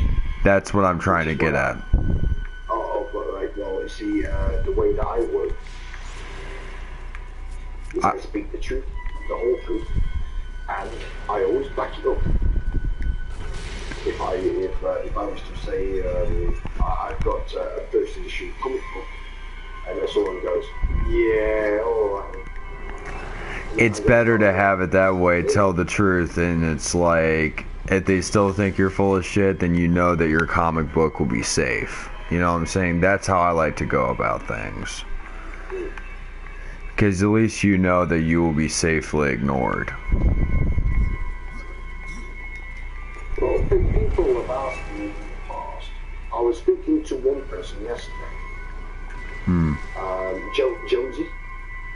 Right. And he's got his own business in local detective. And I gave him some tips on what I would do if I was in his position. He took down notes. And I gave him some of my daughter's drawings because it's on the in now. It's the right field. Basically, pictures of animals. Because he wants to work out quick work. So I even told that to my wife this morning. And my wife said, actually, that's a really good idea. So why not take one thing and use it as a concept? And then also, the people that identify the most close at the moment are teenagers. Because they're constantly developing, they're constantly growing. Adults, we stop growing, therefore we keep the clothes that we've got. But teenagers always need clothes to get their build as they get older. So why not focus on sort of like the teenage market areas in terms of fashion? That's good and stuff. And I told him about the concept ideas I had. And I put it to him, and I sent it to him. And he's actually going to put more research into it, because he said it is a really good idea. And therefore, if it takes one person's ideas, another person's concept, then he will be successful. And just for a brief moment there, it's almost like someone in my mind just turned on a light switch. Bing, and both lights. And I came up with the idea. I told it to him, and he's just gone, wow. Like, he's got his own business, and he's jotted it down. Boom. So if he becomes a millionaire in 5 years' time, well done on him. He's run off with a really good idea, and congratulations to him. Not bad. If you're gonna be a millionaire in 5 years' time, man, that's actually quite impressive. No, not me. He does work, looks after his own business. I just give him a concept idea.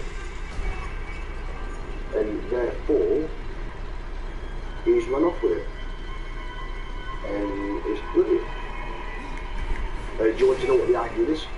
Alright, what is it? This one might open up your eyes a little bit. Okay. It's been on your question because it allows your mind to go outside the box. Which is how I come up with the idea, and therefore he's run off with it. I'll probably never see it again. But basically what I stated, if you have a shop, right? Okay. A clothes store. So he buys from a wholesaler, and therefore he becomes a retailer. So he's selling clothes to the masses for people that produce it. It's fair enough, right?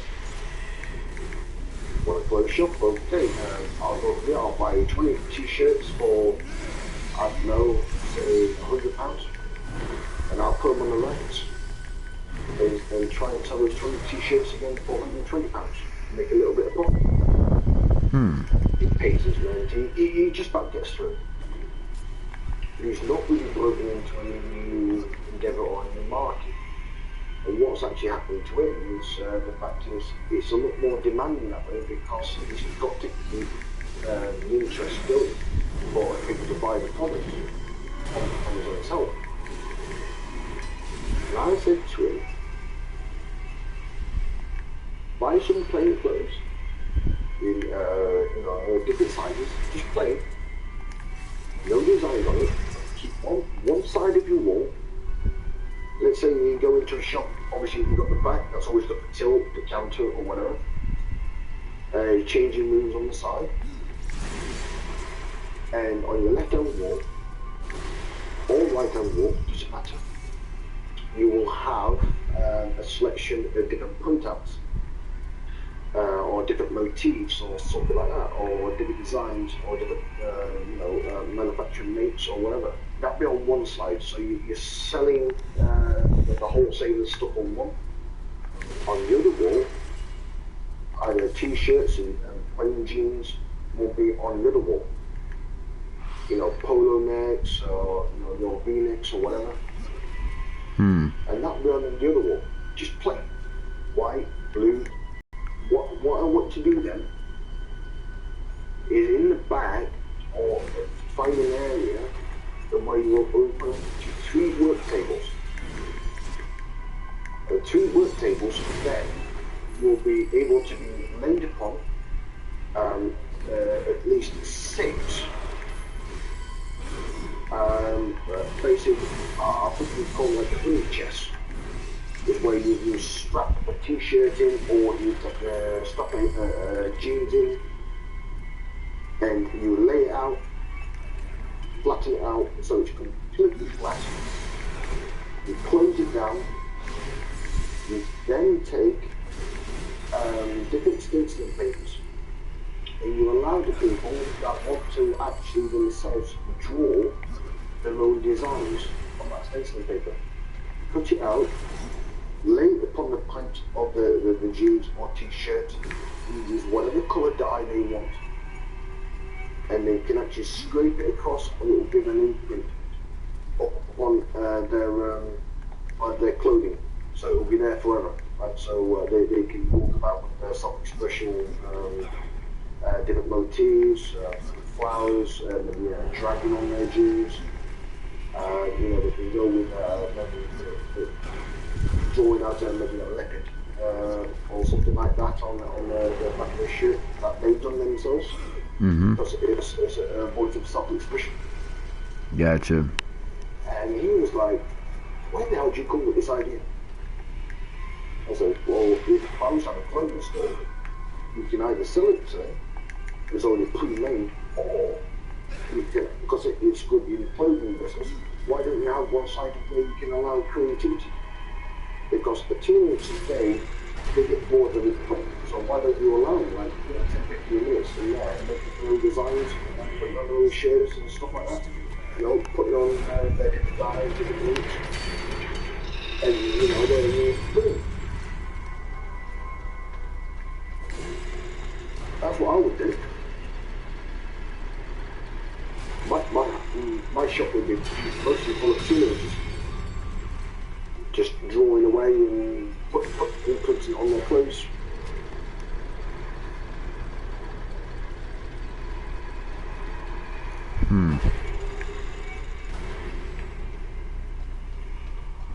It is a good idea, though.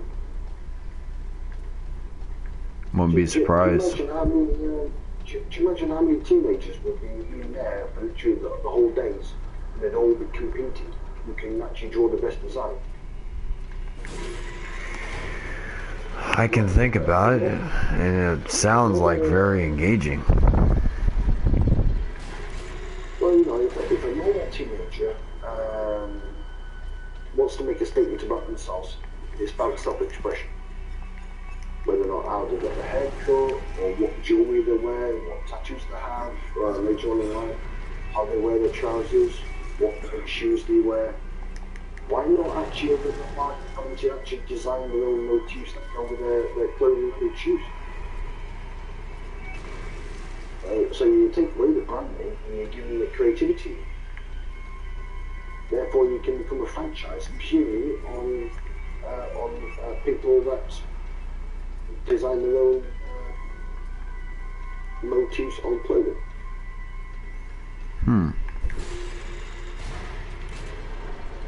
Well, put it this way, Jones, he ran off the idea. He's like, whoa. He's gone. And if it comes up on the news that he's becoming the new biggest thing, Thank you very much. I gave him the idea, and he's went off it. And there goes your money.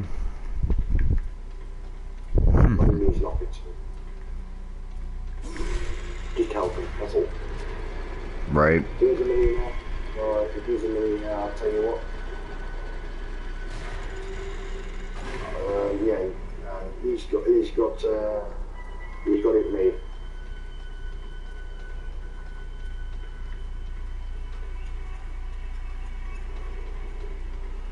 I told him this much. Well, put it this way. If I told my wife this morning about what I told him, and my wife went, "That's a really good idea. Why didn't you do the same?" And I told this to James and myself.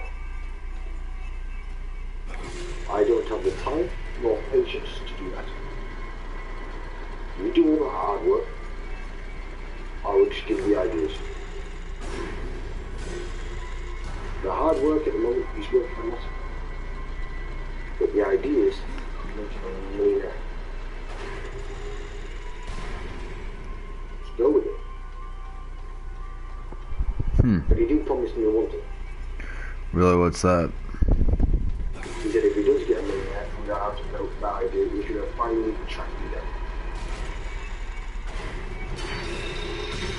I was like, nah.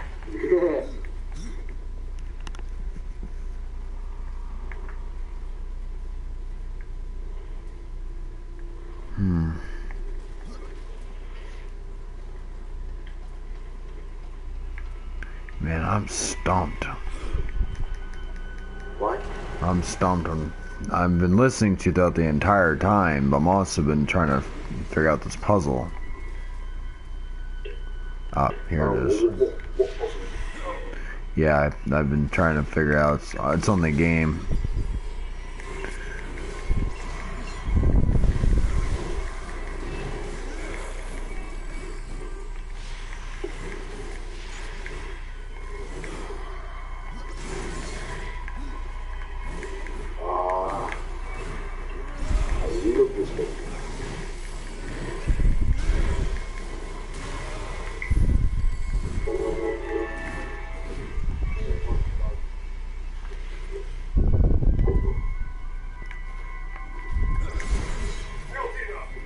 There goes my money, there goes whatever. You are dum dum dummy doo. What's your name? Right. Wow. Right.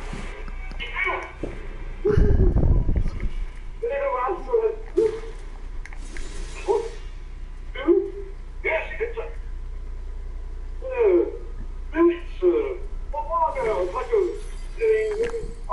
I'm not here.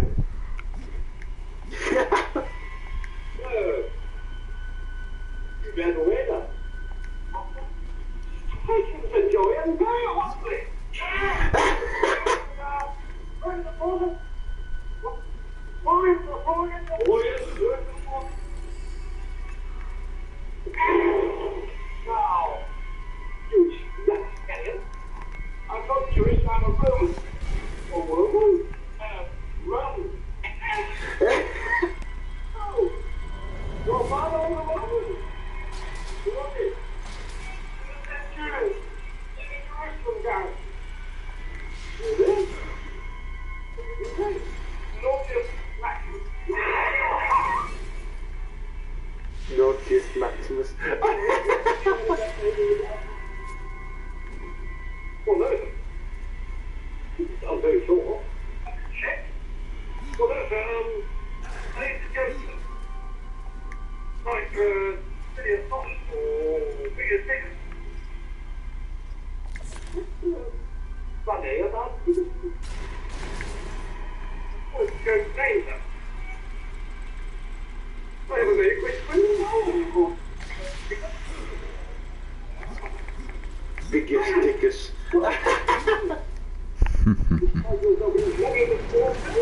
Biggest dickers. What the fuck?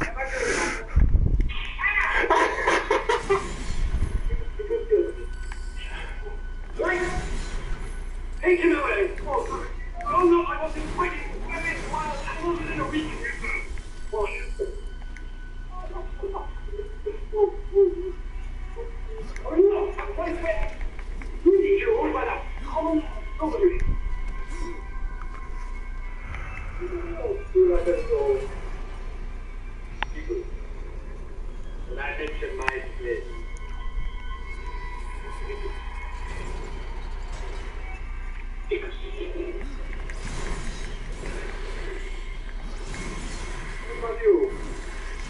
blinded.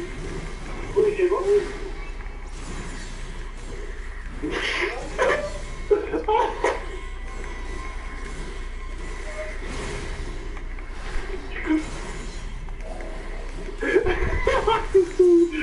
He tried so hard for me.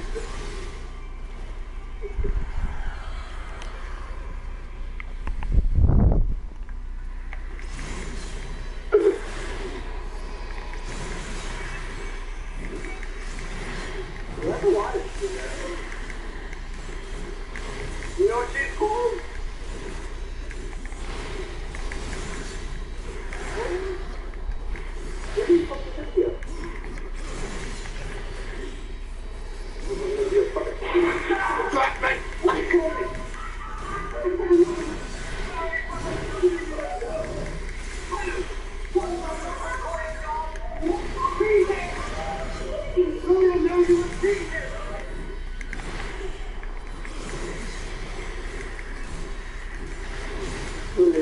Absolutely fantastic.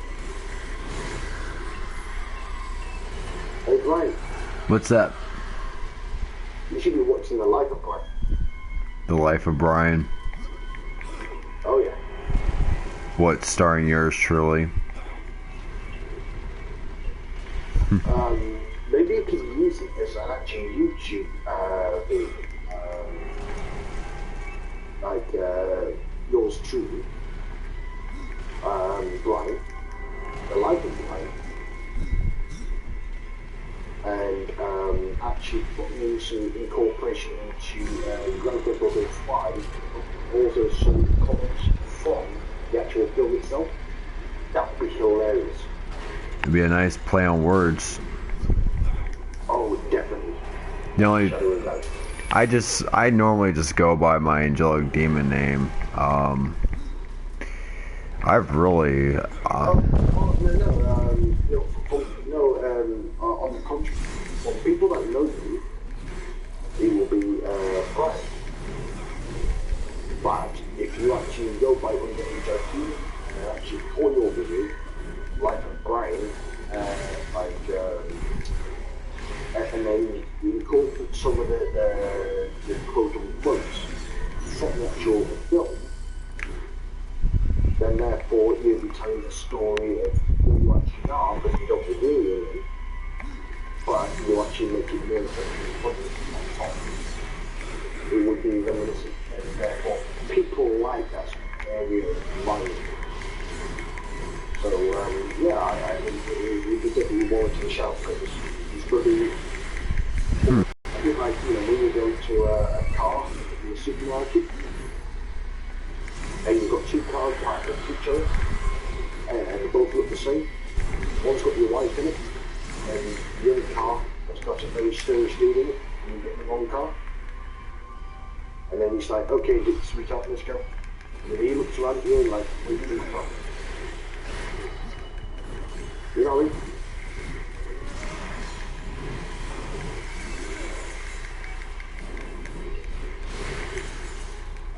It's the most funniest of moments. I will tell you this one, it's real life. No joke, are you there? No, I'm here. A couple of years back, I went shopping at Tesco's. Now Tesco's is basically our version of your Walmart, or, well, you know, buying some bread, milk or whatever. I'm going around the aisles, and you know, my wife's got a bit ahead of me, and I'm distracted because I'm looking at my own food. Right?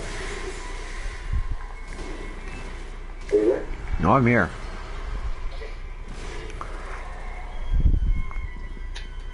Well, basically, I saw my wife bend down in front of me to go and pick something off the bottom shelf, and me being me, yes, seized the moment, seized the opportunity, came up behind the back of my wife, and I slapped her on the bottom, slapped her on the ass. I tend to do that anyway, so, you know. To which, at this point, my wife rose up and turned and looked at me with a very was spawned for high. I had a 10,000 yard stare that would burn a hole through the back of my head. I thought I did something wrong with that. And do you know what? She was not wrong. Because it was not my wife. Oh wow, and she was wearing the same clothes. Very similar. And I, yes, you know, a slap on the ass. Really a sweetheart, I'm smart. Turn around, my wife's side guy.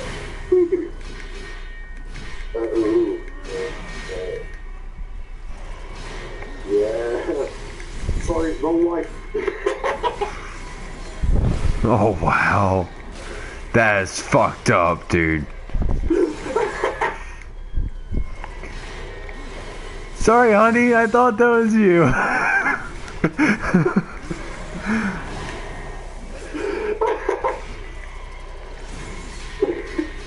It's stuff like that makes you laugh because somebody at some point that has, you know, or a wife or a girlfriend or whatever, I don't know, it's even a grandma, if you go through, oh, you don't forget your shopping trolley.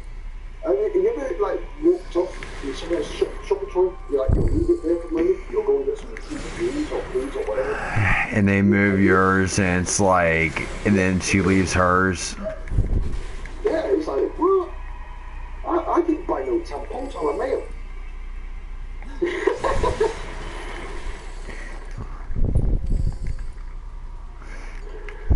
Oh, wow. It's fucked up, dude. It's brilliant though, isn't it? Right? Yeah, high five.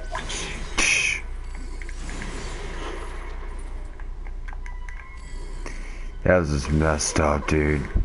This is slapping the ass on the wrong woman. It's like, oh, sorry, you're not my honey, are you? It's like, no, I'm not. Okay, sorry. This is a complete misfire. Yes, my mind had a bit of a brain fart. That's just someone else. Yep. One of the most strangest scenarios I had was when I went through the shopping with my daughters. And Emily, at that age, she was about, what, 4 or 5 years of age. We were walking around the shops. And I grabbed Emily by the arm, you know, to come and walk with mum and dad, to realise this was someone else's daughter. Really? Yep. He's like, okay. You're not my daughter. Where's my daughter gone? Yeah, and the other parents are like, you alright right now? Yeah, wrong daughter. Dude. I don't know if those meds are actually helping out your brain or basically fucking them up, but if you're grabbing someone else's children, man, yeah, you definitely need to check with the doctor on that one and check your eyesight after being fucked up on that shit. No, that was years ago. Oh, years ago. Oh, I gotcha. Yeah. You see, my mind runs 1,000 miles an hour, constantly. So if I look left, I look right, I look left, I look right, I look up, look down, and it's like my memory's on me. So when I swing back, what I remember is what I see. So if my daughter's there, I automatically go to grab her. It just, in that time, 5 seconds have passed. So I go to grab my daughter, but she switched places with another child. And he's like, what? Wow. So I know, yeah, there's been no harm, no foul. No, it's just, yes, I'm somebody that... There was like no intention. There was no ill intention. It just was complete, like, it was a complete, like, absolute mistake. Oh yeah, definitely. But without a shadow of a doubt. Yes, it's one of where basically you're so lost in the moment that you know, forgetfulness and not having pure eyesight. If your eyes looking forward, your head wants to turn left, and your arm goes right. So therefore, you grab the child, the nearest one next to you, and then you walk off with it thinking it's your daughter, and then you turn around and you realise it's not. And she's going, Mummy, Daddy, where's he thinking? And it's like, oh, like, who the hell are you? I don't know, who the hell are you? Let go of my hand then. Okay, go. My bad. That's someone else. Right. And then you ask why, does anybody know where my daughter is that the one over there? Oh, yeah. And come here. One door, sorry. There's one side, go on.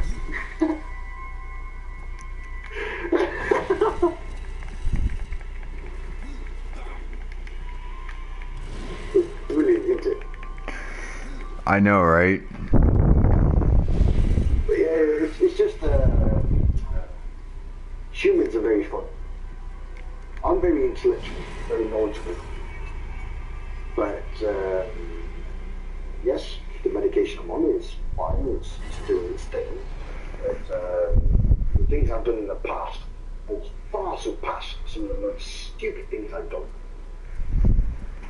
You know, I've done a lot of very strange things. I've lived a life, and I've got a billion memories of stupid things I've done in my life, which I've learned from.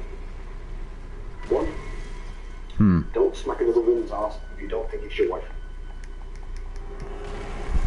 Because when the husband finds out, and he's literally stood behind the back of you, he's giving you that eye like he's going to murder you. Not only do you have to apologise to the lady in question, and apologise to the male in question to make sure he doesn't try and beat you up. And then you have to apologise to your wife because she messed up. So then you feel like an absolute idiot, all in one go.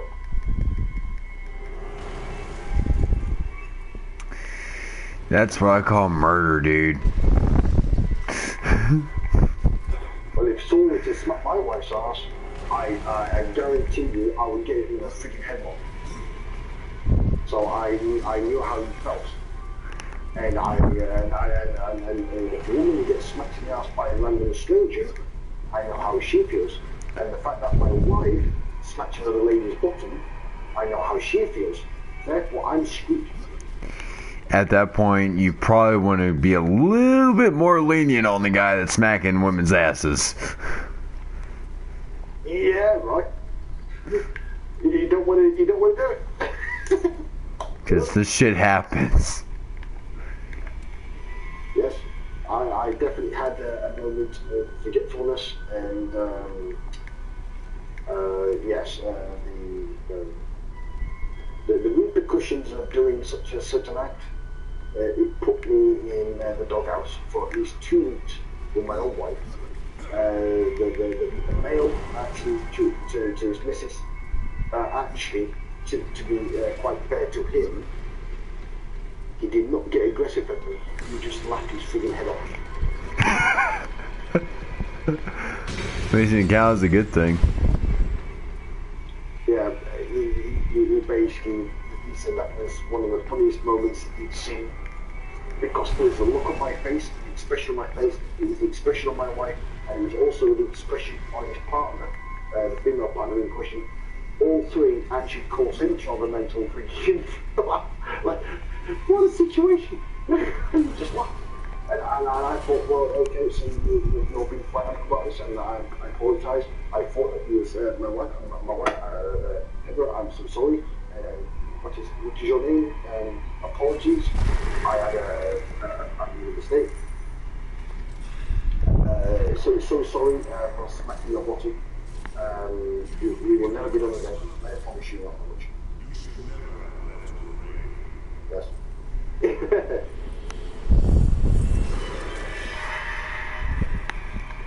Life is funny.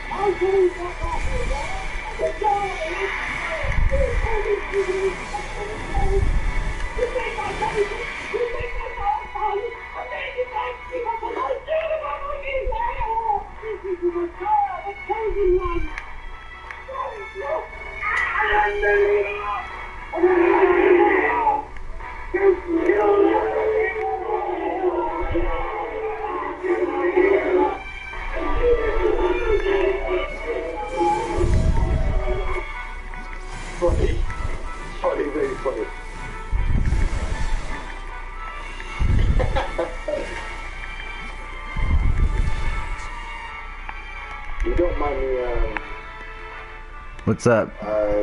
Listening to this. No, I really don't mind. I'm not trying to annoy you. No, you're not.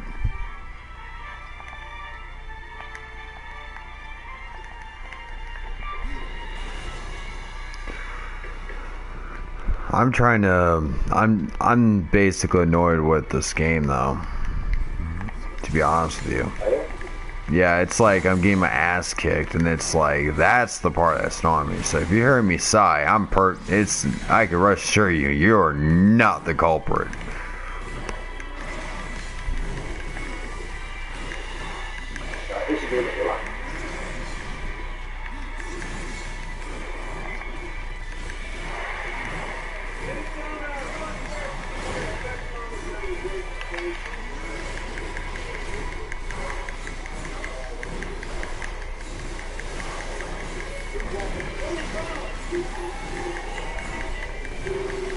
semi-common. Scottish friend. There you go, Scotsman, I think.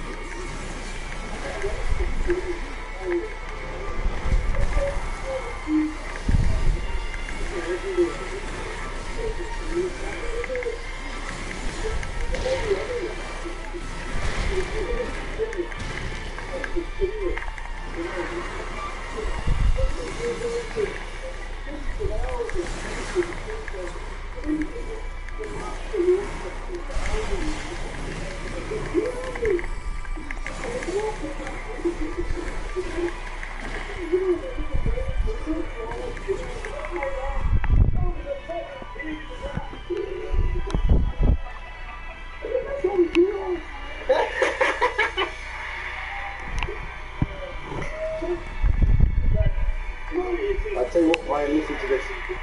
Alright, let's hear it.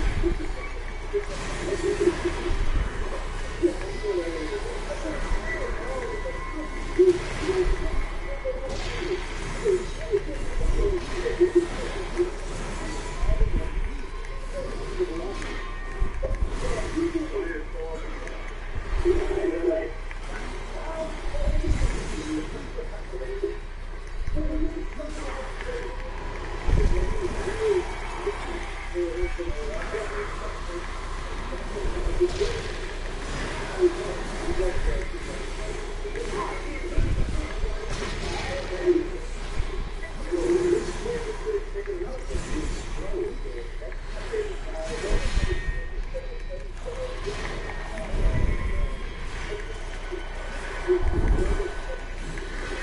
Brian. Yeah, what's going on? Sorry for playing loud. No, it's not that bad. Really?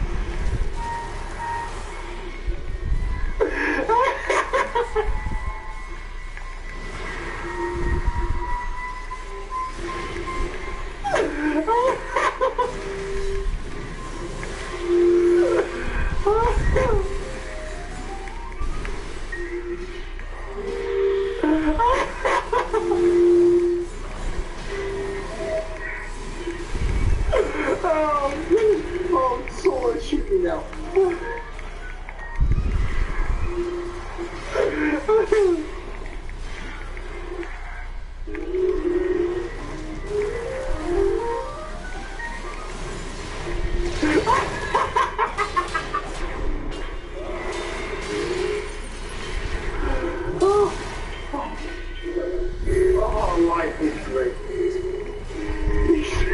Shut up!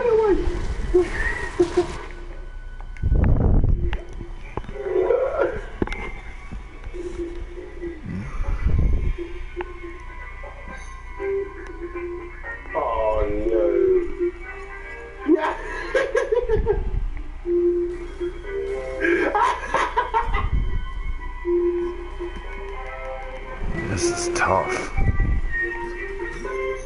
What's that? I'm just playing this game. It's just really tough. So I'm being annoying. I'm sorry. No, not you, dude, not you. It's like the game, dude, the game. My meds basically allow me to enjoy myself. Yeah, you're fine, dude. Yeah, you're fine. Yeah, you're in the clear, dude. Yes, I'm also in the clouds. Hey, better be in the clouds than actually be like, whoa, what the fuck just happened? I understand what's going on. My face is having a bit of a reboot or reconfiguration. Alright, cool shit. It's trying to follow itself back. It's having its own version of Tetris. So yeah.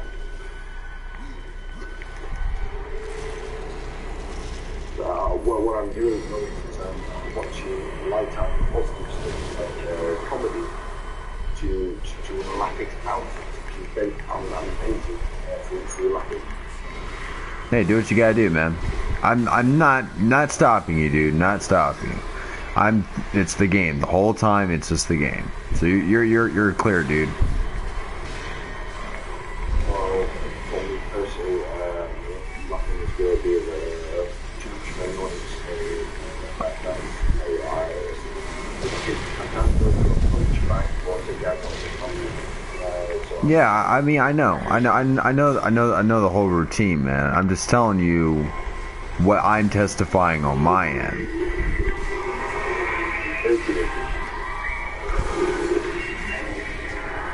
Like we're both trying to testify ourselves. We're both testifying on ourselves, so. So having any form of intelligence just go with certain language, and we will have a certain periodically every now and then. It will like produce a snack like a bomb. My fault is it will crack or form in cracks where such huge clarity overwhelms my system, and therefore I'm trying to deal with it. So I'm just grateful for it. Doncaster, quit over. Just quit overthinking it. What? Just quit overthinking it. No, I don't think I can ever do that. I tried. Yeah, just like don't like just take like the way to go about it is like take it for what it is instead of actually trying to see it, instead of actually trying to explain what's behind it. For myself personally, overthinking is something of which I could be really sure that I'm correct. I'm assuming that one have grey hairs, why the follicles do not go in or out, why they fall off, why is it being smelly, going in the bath, when you wash it yourself, it's not. Why do socks don't stay like that when you wear it for one day? And then when your shoes start to have bacteria or disease, the soles on the bottom of your feet, you want to like toes actually work out with like energy. It's where did the dirt come from that got lost in the soles and now you put where is it my jacket is proper white. I am so I'm going to be honest with you, Doncaster. I find you to be so analytical that even in the grave, you'll probably be like wondering, okay, I noticed that the body's basically going a bit deteriorating. And be like, okay, so I feel a little bit of numbness, I feel this, I feel that. It's like, okay, so this basically is this leads up to this. Okay, I understand that now. and you're stunned. You still will be talking even though you're dead. Like your mind is still working far surpassing. Like the point of like, wow, it's like this guy is dead, but he's still talking. Like he's still like figuring shit out. It's like Doncaster at that point. It's like just let it do its job. This is freaking hilarious, dude.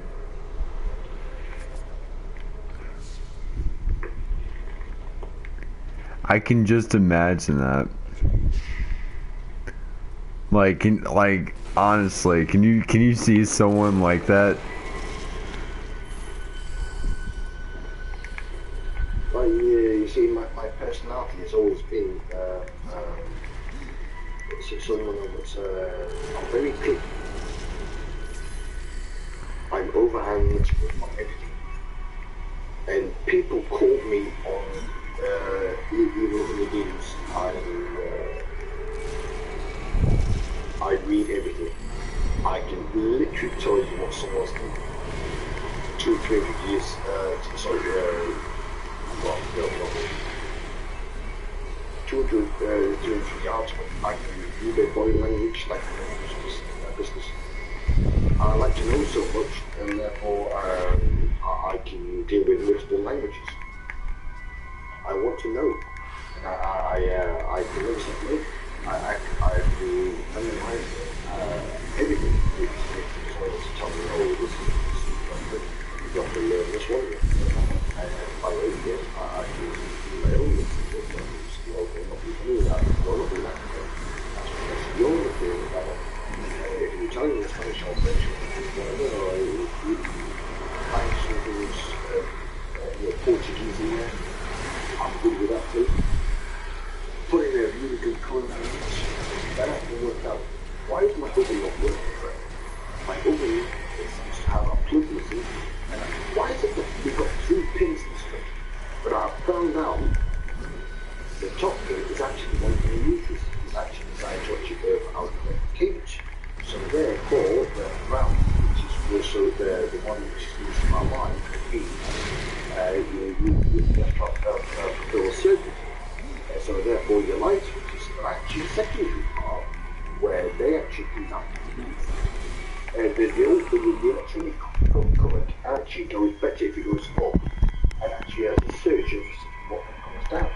So therefore if you actually go into the kitchen, you'll realise that actually all the wires were up to the ceiling. Brilliant! Whoever came up with that concept, I don't know. But why is it whoever came up with the toilet that when you flush the handle, the water is actually pumped up from the bottom, and that's because there's a filter system in the bottom that actually hold off the calcite so it doesn't work out the mains, and therefore the water will then drop down through gravity. And brilliant, and that's why all the pipelines have a 0.05 dew drive. Wow! I'm telling you, the plumbing system is brilliant, purely because they understand that.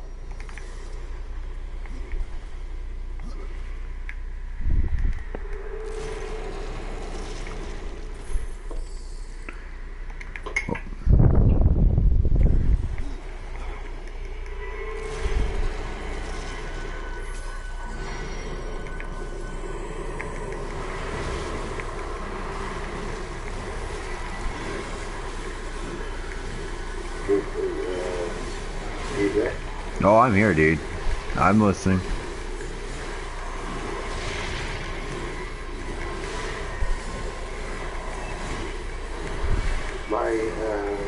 The way I live, I'm so fast.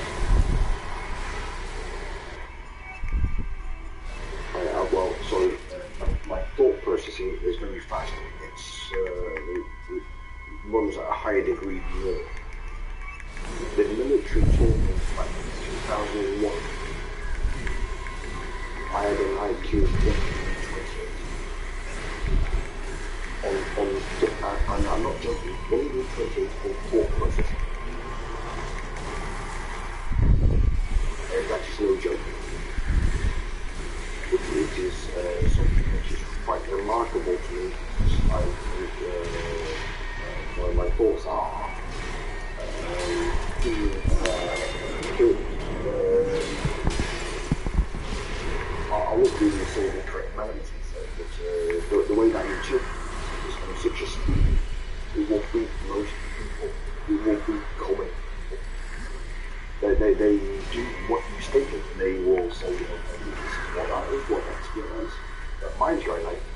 But why? But why? What's going on? Mine is deconstructed. So having a high degree of intelligence comes with responsibility. I mean, put it this way. If I got an IQ between 10 and 40, then look at what happened to Mr. Stephen Hawkins. He's got an IQ of 176. He talks through a voice box. So the higher the intelligence you've got, basically the more disabilities you get.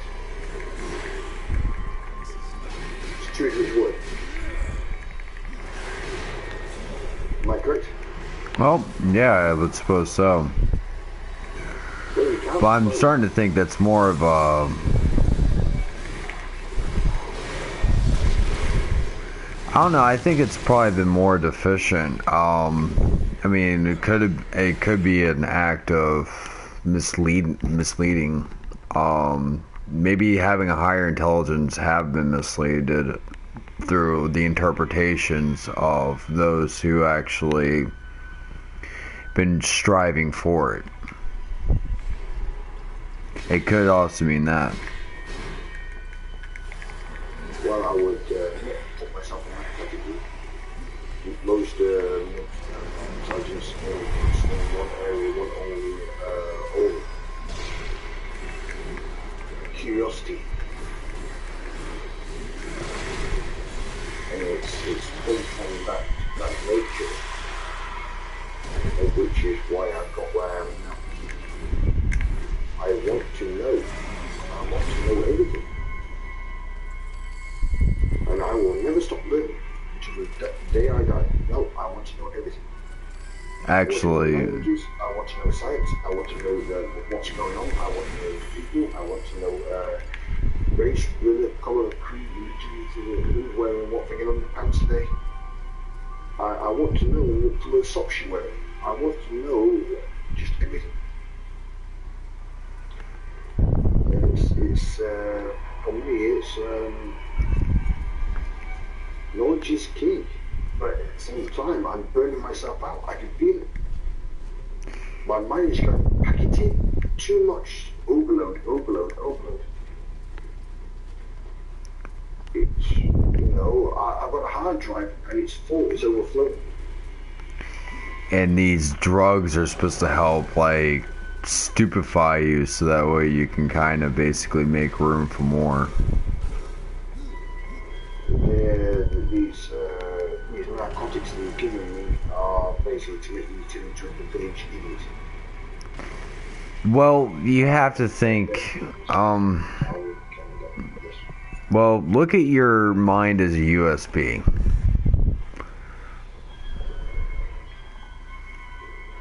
And understanding how much information that you can hold, and then you're going to have to filter out what you need and what you don't need. So as a college student, maybe you should lay off looking at the porn and start focusing on the schoolwork. So you're going to have to get rid of old information. The hard part is having to select which information it is, so that way you can find out for yourself what's needed and what's no longer needed. Well, that's what my mind is doing to me. It's me, when I talk to my employers, I'm a bit like a mad genius. I'm brilliant at what I do. I come up with some fantastic ideas. I'm a good part of their network. They are a little bit upset that I'm not at work, but they're also very caring about my well-being. And I don't want to let them down, but I'm trying to calibrate my mind at this particular time. And it's it's like retuning your engine. My mind is going through the same process. It's just all the cylinders are not firing at once. Firing at once.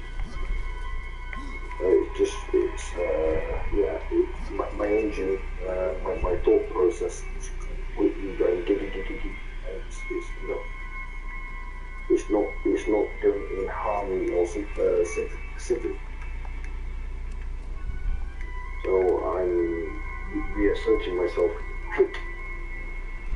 take the medication, let me do my thing, and let my pathological areas assert themselves, reconfigure my mind, let me recover, and I will crack on again.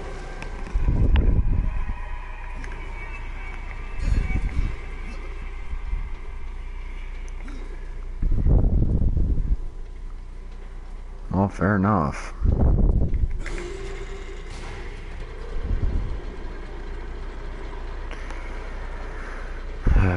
I don't really mind learning a thing or two. It's just not really a primary. It's more of a secondary. What I'm really looking for is just like, oh, well, you know, hey, whatever comes my way, just let it be.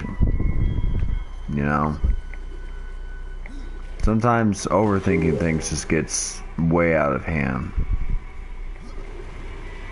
And I've been that way for very long, for many years. well, have you ever learned how to not be that way? Maybe like try like a different approach on things? It's just part of my personality base. Well, I mean, I'm not telling you how to live your life, but I'm saying that's one key element that you could try out, is a little bit of diversity from within yourself. Knowing that you're so focused minded, that's probably what's causing your overload. But I could be wrong. Like I said, this is all speculation. But it's probably what's causing your mind to go overload, because you only have it set on the personality of choice that, you know, this is what I find the most comfort in. But now that comfort's running out, and I have to look elsewhere for that sense of happiness that will basically find me a sense of that comfort. Because you're overloading on one key element that's been pushing your hunger for what you're looking for so much to the point that it's draining you out, causing the overload. So there might be something else out there that you probably should have an urgency to learn, but you're looking for it for a different reason rather than the same reason as you've always been. So what I'm trying to relate to you is that you need to use more than just one source element to generate what it is that you're looking for. So instead of actually having to hop off of 1 foot, you should hop off of 2 feet, so that way you can have something to work with. So that way it's a lot more effective. This will open up another part of your mind. Someone did once say to me, about a few years ago, I am not going to reach to the age of 50 the mindset I've got. I took the words on board. If I was to die tomorrow, and I wish to God I do not. But no, I need to calm down. I don't know if I've got HTHD, or I don't know if I've come up with a concept of things. I strive for being a better person. And a better person in my eyes is someone that knows, well, basically everything. But in lost in translation, I do not want to be portrayed as God. Someone wants to talk to me about science, I know a lot of things about science. They want to talk to me about geography. I know a lot about geography. They want to tell me about history. I know a lot about history. They want to talk to me about the cosmos. I know a lot about cosmos. They want to talk to me about biology. I know a lot about biology. They want to talk to me about chemistry. I know a lot about chemistry. They want to talk to me about mathematics. I know about mathematics. They want to talk to me about technology. I know a lot about technology. I resource information, and I strive to take it all on board. And I'm doing that at such a rate that You might be crossing boundaries then. You might be crossing boundaries with who God is versus what man is. and that's probably one of the elements that's probably drawing to the conclusion of what makes what and what makes what versus who is and what is to be sought after. So you're probably drawing to more of an understanding. This is where I can sort of empathize with you, because the reason why I keep myself at a very calm state of mind is that I draw into the conclusion is that when having an unlimited source of power would mean practically nothing if there wasn't an element that will be an equal force in order to satisfy a hunger more so than free will. And the free will element is the most powerful thing that will be enough to rival against an unlimited source of pure energy.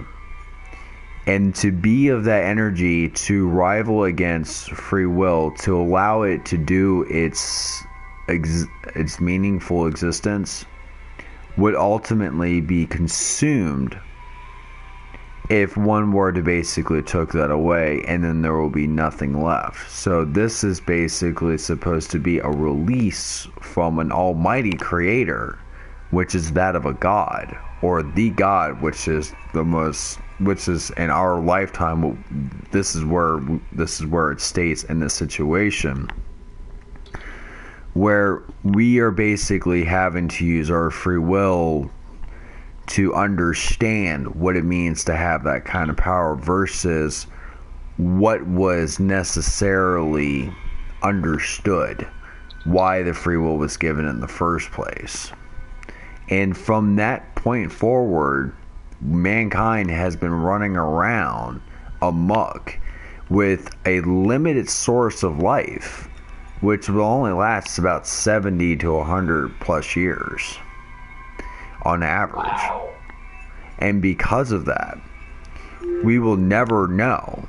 So to know everything, if you know everything about nothing, you will have to know something about everything. That is either the before concept or as it goes. It depends on how it is you would portray it. But to know everything and still claim that your free will is there means that you become chained down to as a slave-like manner to it, instead of freeing yourself from what you can potentially become, which is to be a more omnipotent but not arrogant to the point where all of those will be underneath of you, for you will be that of a caring rather than inconsistent with the rest of humanity.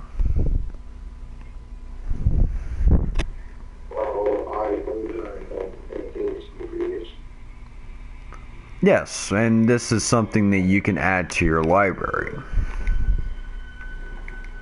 I do not wish to be better than anybody else.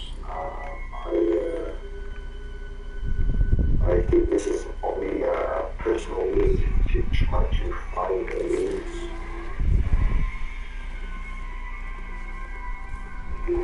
But I don't want to blow my load. Hey, just real quick, you guys sound like robots, so I'm just gonna have to leave the party and come right back.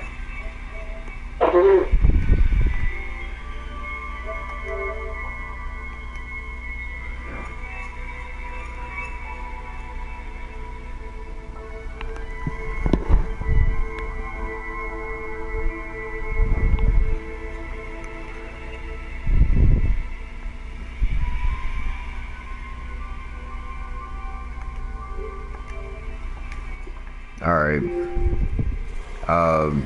Sorry about that. Anyway, you were saying? How you doing, Joe?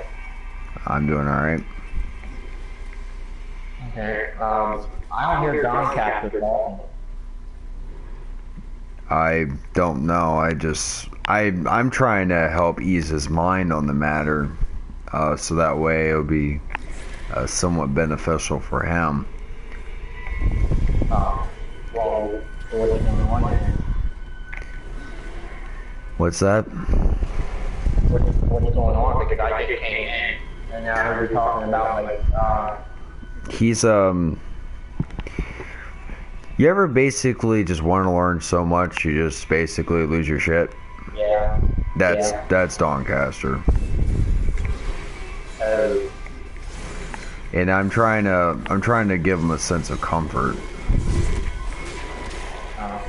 And it's not false or anything. It's just something that I picked up over the course of my time.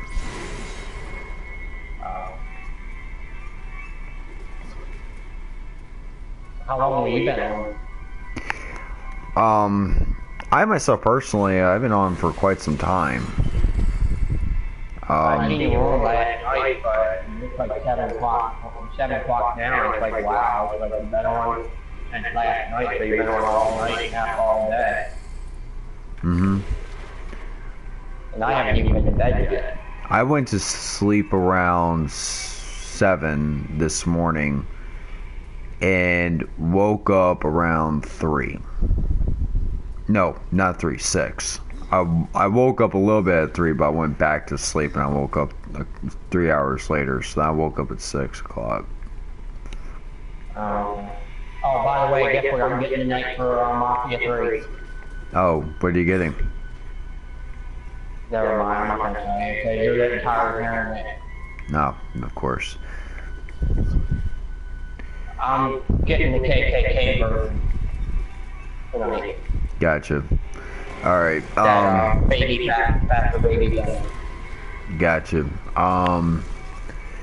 I personally, I went over to a friend's place the other day and I got hold of some Robitussin and I got pretty fucked up. You know what Robitussin is, right, Nick? Some type of alcohol, right? Close. It's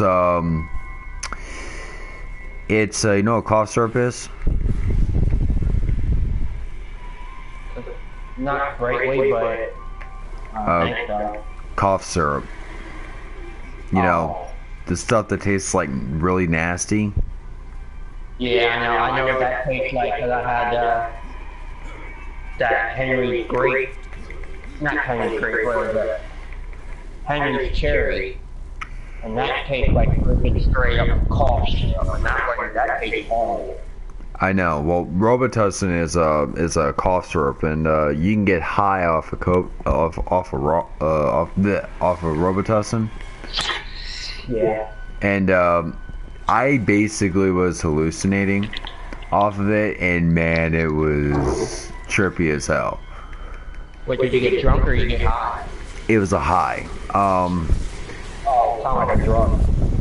Yeah, obviously Robitussin. That's what it does. Never heard of that, but I never tried it though. But It's well, if you take most of the time when you're told to take Robitussin or cough syrup, it's usually about like 2 ounces worth, and just to get rid of it in your throat. I don't like the taste of cough syrup at all. It tastes horrible. It's like something like somebody taking a shit in your mouth.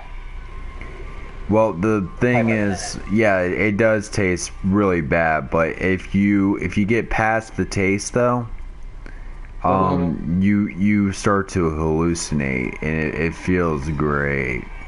But if you're listening to the wrong music, it can be quite questionable at best, depending on what it is you're listening to. And this is my experience. It was actually quite endearing. I was basically listening to the song "Carnival of Rust" by I think Poets of the Fall, and it was actually a very good song, by the way. Just check it out. And I was looking at the song, and it's like this music video is by far like the most weirdest thing I've ever even seen. You ever seen a Tim Burton film? No. You ever heard of Nightmare Before Christmas? Yeah, I heard of that, but I never really saw it. I Alright. heard about it. Well, I mean, when you watch things like Johnny Dead or something like kind of creepy, like some of the movies that he's been in, like, or Sleeping Hollow. Have you ever heard that? You ever seen that? Yeah, my dad hated that. He had that in this other movie with Johnny Depp in it, but... Well, obviously, you've seen Sleeping Hollow, right? Yeah. Okay, so you know, like, the alluring atmosphere. You ever heard of the Brothers Grimm? Yeah, we have that movie. Alright, so obviously you've seen that. Alright, so basically, kind of like how the atmosphere of how that movie looks was the atmosphere, the same kind of atmosphere that the song Carnival of Rust is like. So I was watching this. So this girl is walking up to this carnival, and she puts in her 5 cents or so, and she's just all like wanting to have a good time. And she's like playing this game. She sees the carnival people just basically looking at her. It's like, yep, we have another. And I'm thinking to myself, I'm looking at it, it's like, the carnival is empty. There's nobody there but the girl in the mask. And the girl in the mask is supposed to be you, like you as the viewer. And when you're high as fuck, you're going to be like, oh my god, I am her. Like, I am this girl in the mask. And I'm flipping the fuck out. And the first thing what really got to me was the fact that I play Grand Theft Auto 5, and then when people play Grand Theft Auto 5, it's bullshit that nobody wants after like a period of time when they really get a chance to play the DLC, then they want nothing to do with it after that. And what happens is I'm looking at it's like, wow, she's so she's playing the game, and I'm like thinking, well, what game would I know that most people would not give a shit about? And it's like, oh my god, the DLC is like, nobody plays fucking Lowriders anymore. Like, nobody plays Lowriders. I already tried that several times, but my internet lagging like hell. I know, but anyway, what I'm trying to get at is I started to I went to sleep while listening to the song, and I was like hallucinating like crazy. Now, Dawncast is already seeing pirate ships are going across the cosmos. You know, now he's like losing his mind on that. Now, me myself personally, I had a similar one. I was looking at a mirror, like either that or a window. And you ever been to like an artist's room where they got like a little mannequin figure? Yeah. You know what I'm talking about? It's like a little a wooden dude. Yeah. Kind of like a museum. Well, the thing is, I was looking at it, and there was a mannequin figure sitting on the other side of the glass, and I'm looking at it, and I'm starting to blink. And when I mean blink, I'm not talking about like with my eyes, like my entire body was blinking, like my soul was switching back and forth with the mannequin. And I was switching places with it. And like thinking you're waiting for something to happen. I think my soul was leaving my body for like only a small period of time. It was switching places with the mannequin that was like in like a prison of some sort. Because you know, like, you ever been to a prison where they like, you know, they look at what's it called? They let visitors see the prisoner. Yeah. Yeah, I felt like my soul was blinking back and forth with that mannequin prisoner. Like it was switching places. I was tripping balls.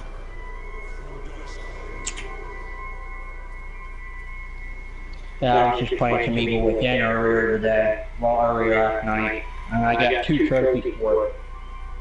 Oh, you did? Yeah, it's been a while since I played the Evil Within. But, yeah, I have noticed that. I tell you this, I have noticed that every game that I put in my console besides Mafia 3 is that all my discs don't make that real loud noise. But the Mafia 3 does. That's the only game that's doing it. But if I put GTA in there, you don't hear that. Well, I can say the same. I can say the same thing for Doom. Like whenever I play Doom, it does the same thing. Like it really gets loud on my console. Does it blow a whole lot higher off the bat? Doesn't every game do that? No.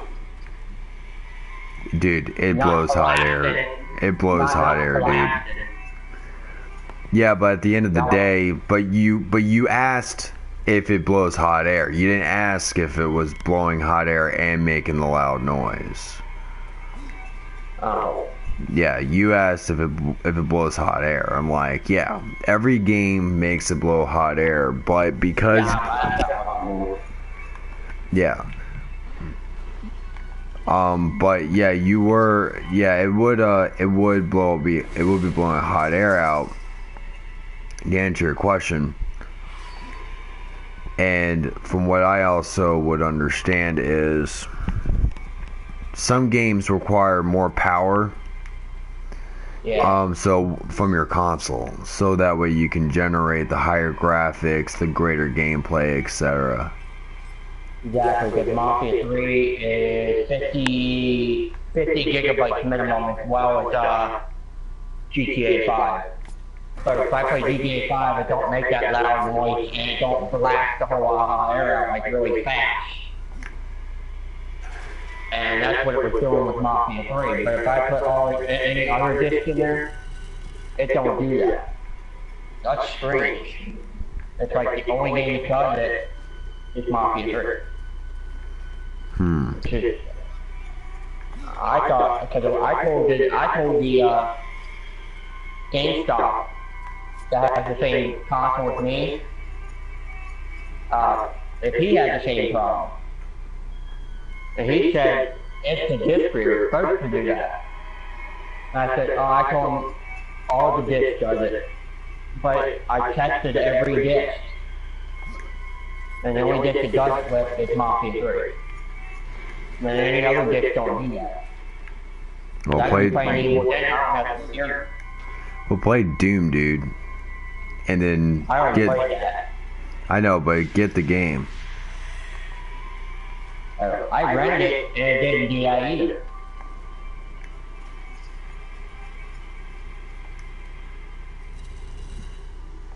I was gonna buy it, but I was like, it's pretty good, but I just sometimes it's one of them games that pushes you off to the point that you don't want to play anymore. It's like the games you got to figure out where the hell to go.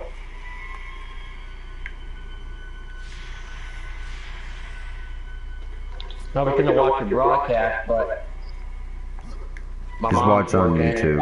Oh, gotcha. My mom's working. If I watch anything on YouTube, it will lag her completely out of her work because of me. So, because I have the meeting on. Right. But if, I'm fine if I play any games besides online games. Because I played GTA 5 one day and I let my mom completely right out of her work. And she came right to me and saying I gotta get off the PlayStation. Because it was making her lag completely. Well, let me ask you this question, like, is there like anywhere No. like that you can go to rent out a place? Mm-mm. There's nowhere like that. No, we only rent one place, and that's where we're living. Yeah, but there's no other like homes nearby, like low income. Yeah, so we're already paying as much right now because that's making us that we have to move type of thing, and that takes forever. No, your parents don't need to move, just you. Yeah, the problem is I don't know if I can take care of it myself. That's the problem. That's why I'm still living with my parents, because that's the reason. Well, what about getting a payee? Like, have you tried signing up for like a payee services? No. Because if you receive a disability, dude, you can be entitled to get like a services where people will handle your money for like an X amount of money. So, because that's what I have. I have the integrity representing payee services. Damn them. But for you, they may be more beneficial for you. Yeah, well, me, it's different between me and you. It's different because I gotta go through OBR and all that stuff to help me with that. And right now, I shut my OBR case and completely all that down. Right now. I don't even have a job and all that. You don't need a job, dude. Like, you can talk to, like, I'm pretty sure you can probably get a hold of Social Security and they can assign you one. You can call them up right now. I mean, you say you live in Pennsylvania? Yeah. Well, call up, like, the ones in Pennsylvania. See where the nearest one is. And see if you can get a hold of them. And then you can talk to them to see if you can get one assigned to you. And that way, when they start handling your money, and because I'm pretty sure by living with your parents, you probably have had money saved up over time. And you could talk to your mom about this. You could talk to your mom like, Mom, how much money do I have saved up? And say, oh, well, you have this much, honey, or, whatever she'll say to you. And she can probably see if she can find some apartments like nearby. Yeah, it's just, my parents always look at me as well, are you okay living on your own type of thing? Like, cooking. Like, look at me, Nick. I've been living on my own with like a roommate for like 3 years now. I'm doing great. Because what I do is, I share my half of the rent, and there should be like something like a community services board, which is something that I have, but I'm pretty sure they got something similar to where you're at, which they got their own. It's like a doctor's office that handles cases with people with your disability. So if they're paying half and you're paying half, and then you got someone else helping to pay for the rent, then that means there's extra money coming in. So that way you can kind of that way you can be on your own. And where I'm at is in Nick. I'm living the dream. Because I sit on my ass, I play video games all day, I don't work, and I got people helping me, and I'm not doing anything for anyone except just staying out of trouble with the law. That's all I gotta do. And to be honest with you, Nick, if you had a place on your own, you can afford to pay for your own, like, online, and pay for your own internet. You can pay for your own food. You can pay for your own rent, your own electric. You can have a payee handle your money for you to pay for these particular things that you don't have to deal with yourself personally. And they'll put it up in savings, so that way it doesn't go. That way you don't spend it on bullshit.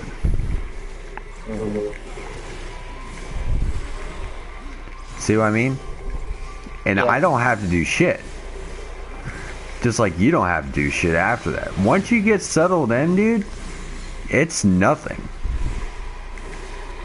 The hard part is trying to settle in. But once you're settled in, that's when things...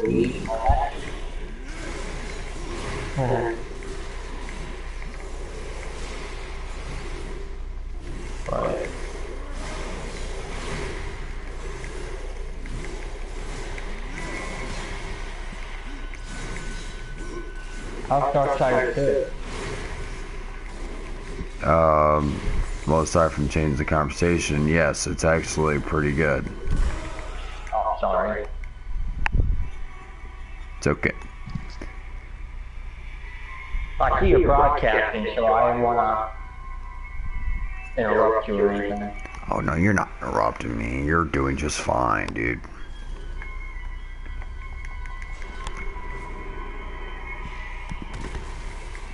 My dad's apparently picking up some more weed today.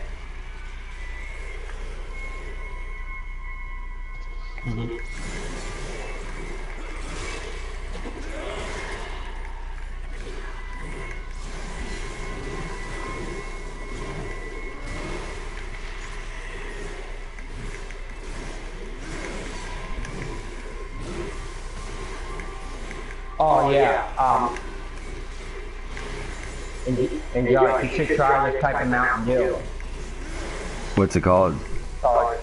It's a 3 flavored colors of Code Red, Whiteout, and Voltage mixed together. And it's called Mountain Dew SA. Kind of like a mixture of Code Red, Whiteout, and Voltage together. Like I like to have like the mixed soda together. That's what they have now. But guess how many calories it has? How much? 170 calories. Not too bad. Well, it's not bad, but calories 170. That's not bad, but that's another thing. I heard a lot of people say, man, you drink too much soda, you know you can die by drinking soda.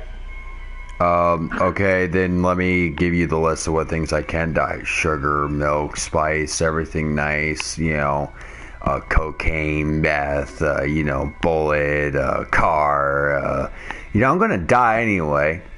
I'm gonna die from this, I'm gonna die from that, and if I don't die from any of these things, I can guarantee you I am going to die from old age. Nothing. Either way, you're gonna die either way. Hell, you don't even have to do drugs. You don't have to do anything. Let me ask this question. If I'm going to die from drinking soda, can I ask your statement, can I avert from death?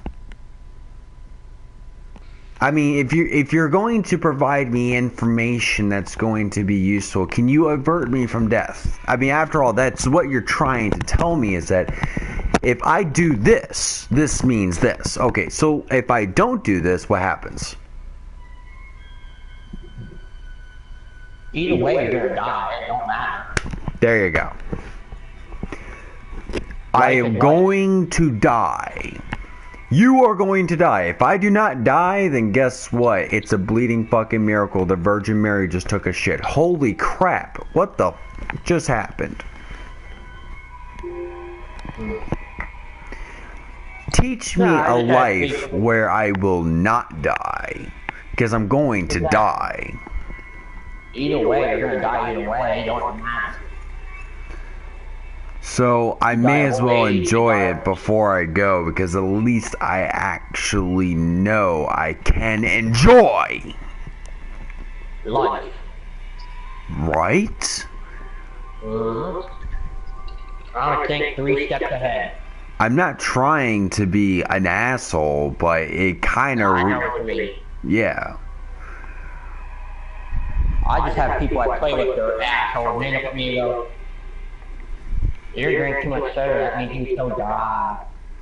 I don't mind listening. I won't mind listening and saying, okay, I can probably prolong, but I cannot stop. So You can't tell me what I cannot do. It's your choice. It's your body. You're putting it in your mouth. You're not making it. You're doing it yourself. the only thing I can get out from it is that I won't be able to enjoy it forever. That's the only downside of having to enjoy anything at all. Yeah. So I may as well make sure that my life is so miserable to enjoy anything at all. And then when I do die, it's like it goes away. That way I can greatly benefit from listening to someone saying, you know, soda's gonna kill you. Well, how about I just not enjoy life at all? So let me just say this.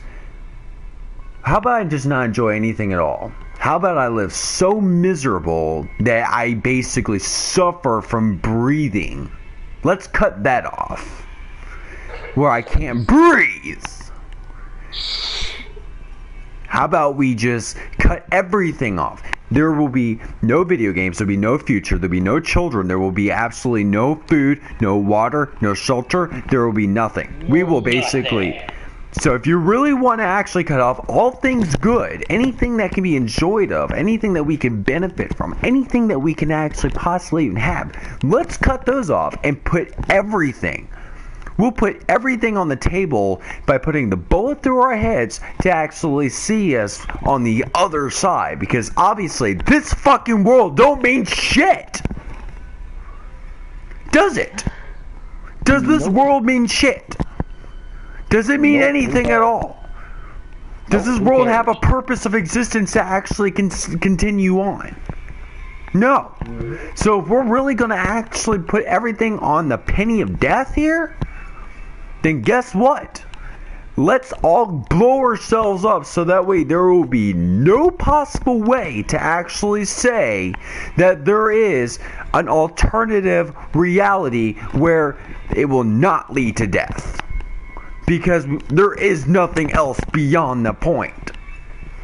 So, from what I gather from this is this. We will die. So, if you want to avert from death, show me the way of life. I want you to sit me the fuck down and show me eternal life where my flesh and my blood will not die. Because if you want to talk about death, let's talk about the death of the flesh and blood. Where that is the one thing that you're so scared of. So which death are we talking about? Spiritual death or are we talking about physical death? But you just, like a robot, you cannot see beyond that point because no one has ever told you about it. So, which death are we talking about here? That there is nothing that anyone can say at that point. Now they have to overthink it to actually figure out. It's like, oh, so which death are we talking about here? Are we talking about physical or are we talking about spiritual? Are we confused now?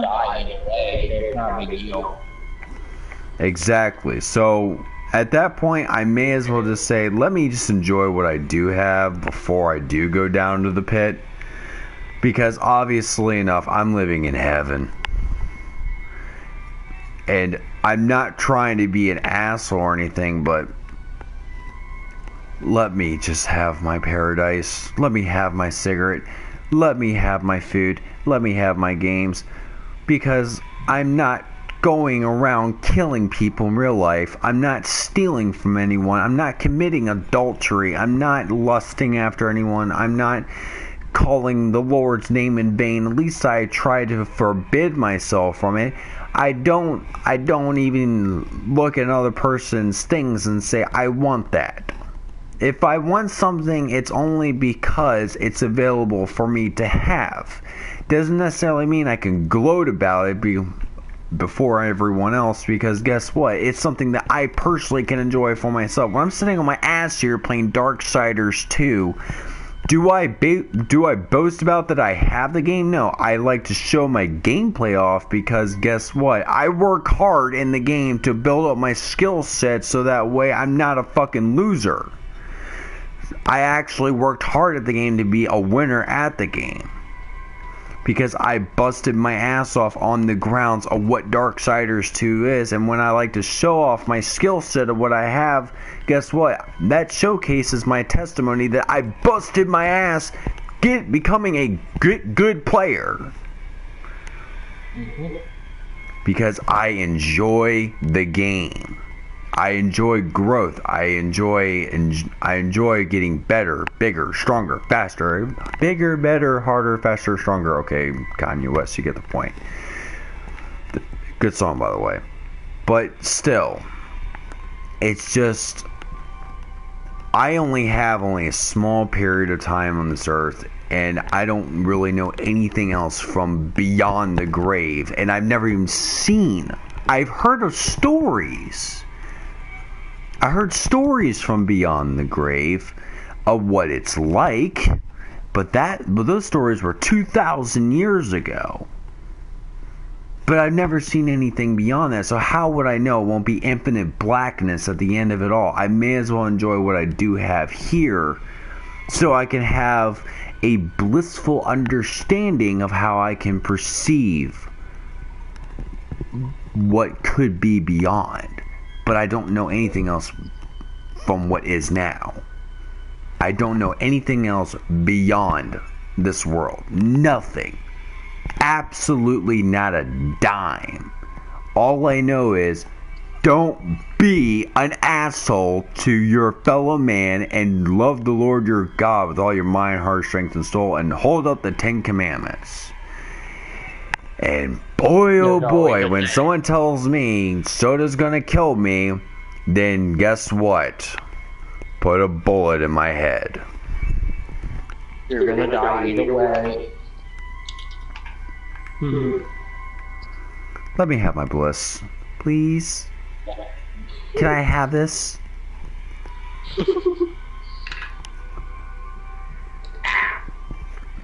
Live the way that I do forever. Yeah, that's never gonna happen.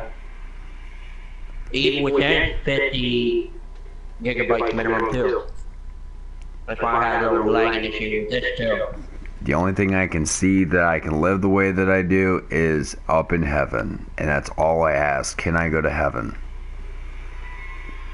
I may have made mistakes in the past where I have stolen and I have done this and I have done that. But everybody had made mistakes in your past.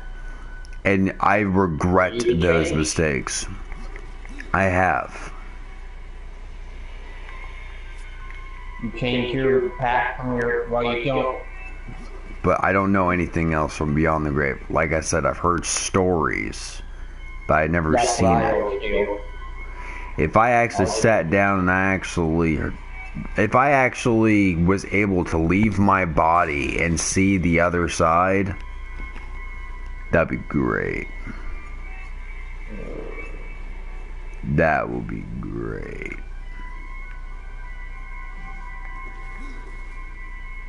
Because at least I can find more comfort in saying, oh, well, wait a sec, he actually... Oh, so you've been to the other side. Yeah, I've actually saw heaven. It was great.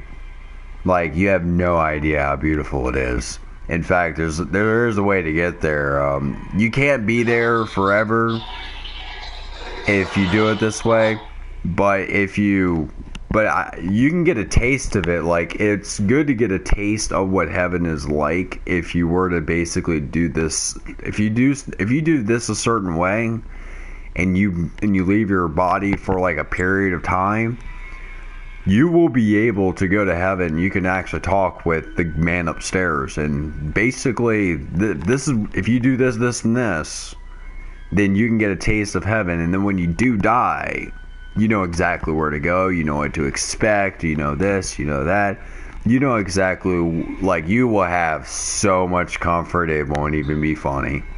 And then that way you can ease yourself into seeing what's on the other side. If I can get something like that where I can basically do like a method where I can leave my body and see from the other side of the spectrum,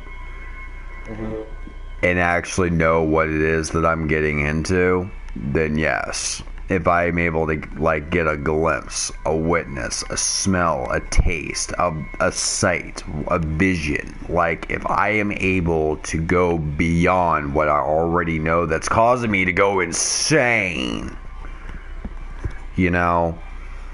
But But if I actually had just an inch of something to look at that's beyond the grave, if I could experience a form of death where it is next to death, but it is right there, there will be absolutely no difference, but it'll be right next to it, to the point where I could see from the other side, I can feel comfort, I would know that beyond that grave, I will see life.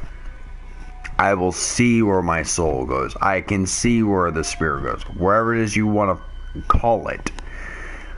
But I will know, and I will change up my attitude, and I can basically understand and comprehend, and I can do everything within my free willpower to do what exactly that I'm looking for. But I'm not trying to basically having to test. It's like, damn it, does everything have to be a test? Quit testing me, because I already know who the hell I am. And I know what I want, I know what I'm gaining, and I'm pushing hard for it, but the more that I'm basically being teased for it, the more it pushes me away to the point that I don't even want to try at all. Just give me the damn thing. Because all I've ever done is I've done this, I've done that, I've done this, I've done that, I've done this, and I didn't like it, but I did it anyway, because you know why? I know what I want. If a man suffers so much to the point that he actually wants something, he obviously had wanted it in the first place. Maybe he didn't have to suffer at all. And maybe he could have been on his merrily way, just enjoying the happy blissfulness of what is. I am not going to cuss out God, and I'm not going to cuss out anyone else, other than the fact that when it comes for tests, it pisses me clean the fuck off. And it's going to piss me off. It's pissed off Joe, because that motherfucker should be right next to God himself, if not Jesus. Because that guy obviously has lost it all. And then some. Because not only he got twice as much back in return, guess what happened next? He's dead. And I've never heard shit from beyond the grave. So his reward was in vain, because he couldn't keep it forever after so much devastation. I am not going to give God shit. But I will say this much, though. I will say this. I want to see eternal life. And that is a statement and a testament. And the only one that I know is Jesus Christ himself. But that guy has been dead for 2,000 years. And people have been losing their faith. I don't know how. But for somewhere down the road, we have lost our shit.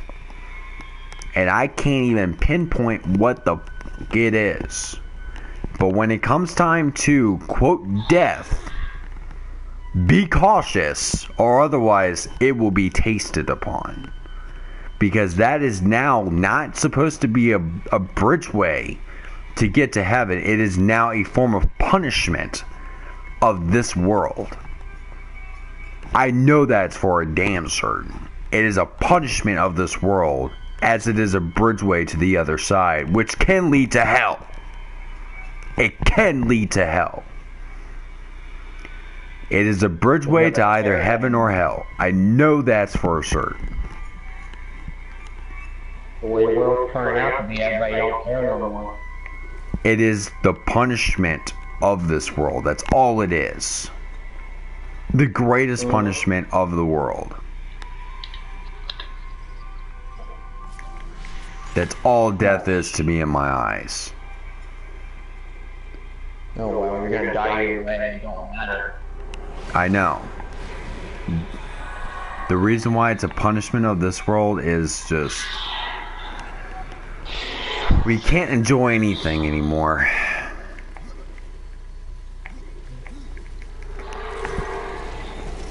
I may have a mouse though, but damn.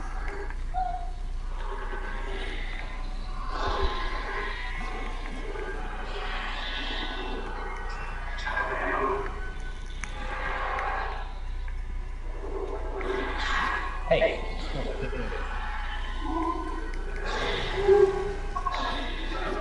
Sure, axe at me, bitch.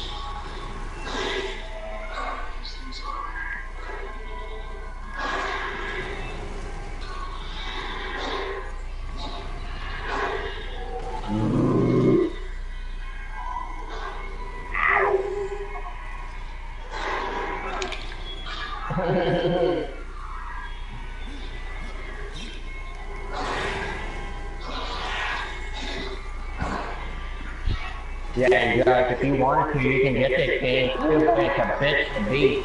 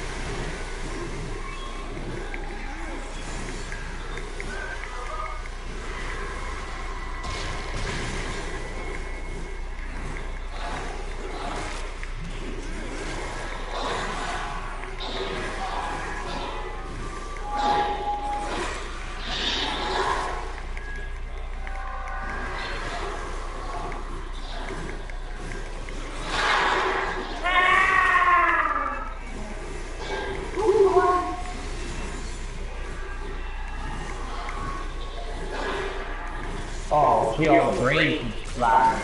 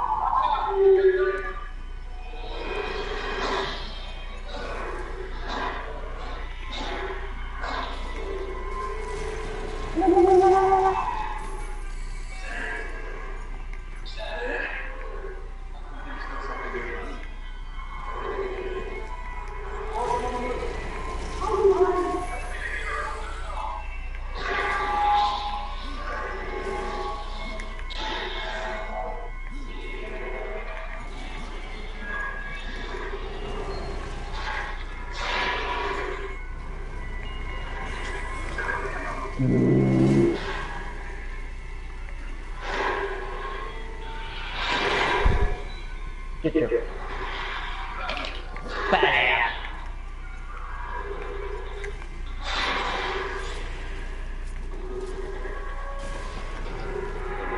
Fine, bitch. Bitch.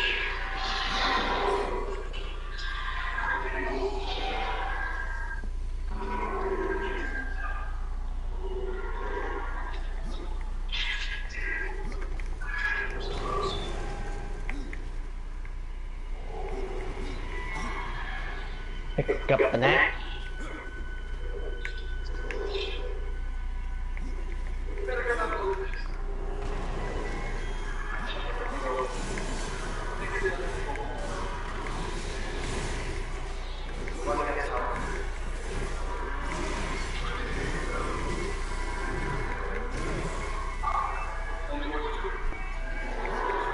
I just want to know what lesson I'm supposed to be learning here on Earth that's so freaking important. I don't know.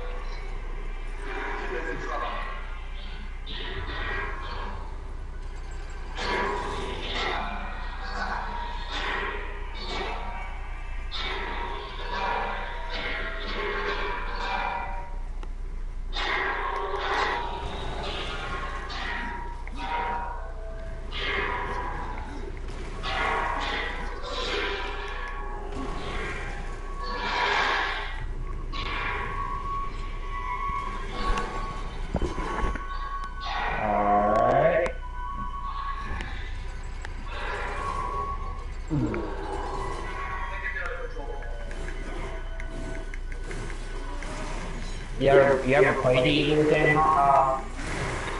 No, I haven't, but I play the Resident Evil games.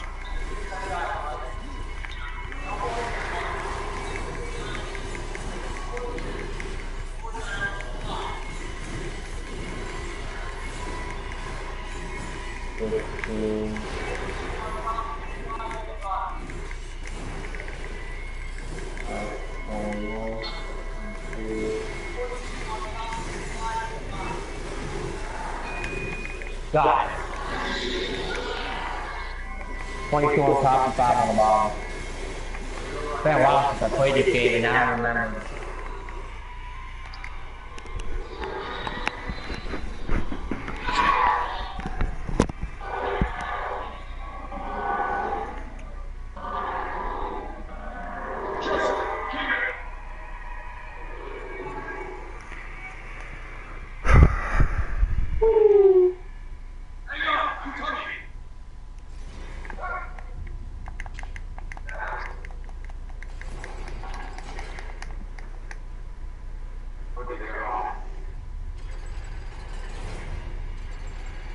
Actually, people with in-game actually are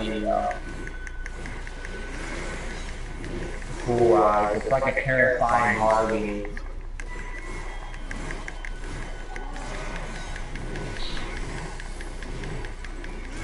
Boogie boogie.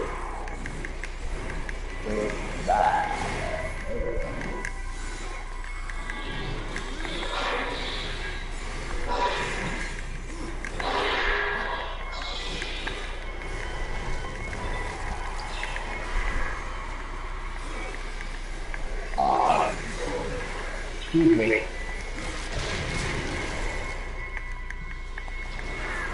Hey, at least I have manners now.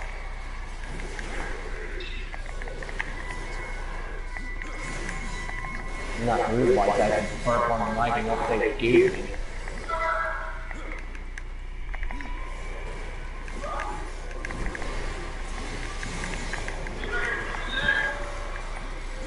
Oh, I'm walking in blood.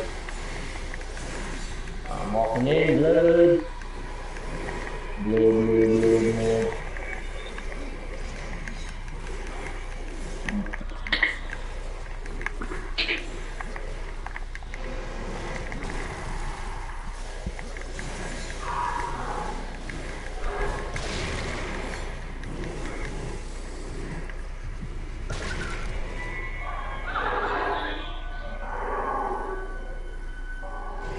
La la la.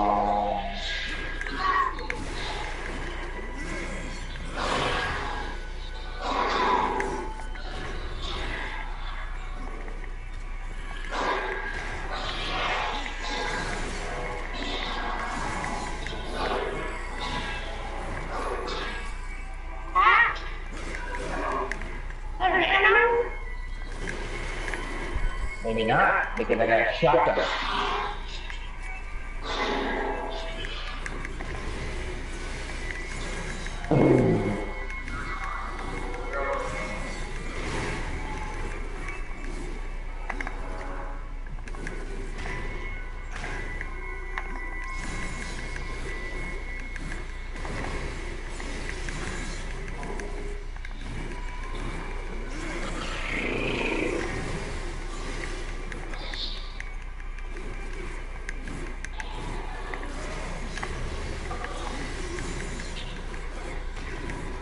Yeah, I only made it to like chapter 14 of the game already, and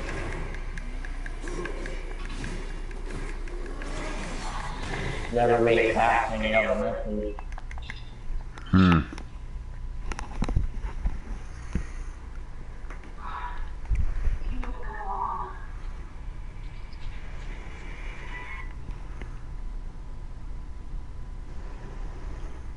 Played this on PS3, and I never beaten it.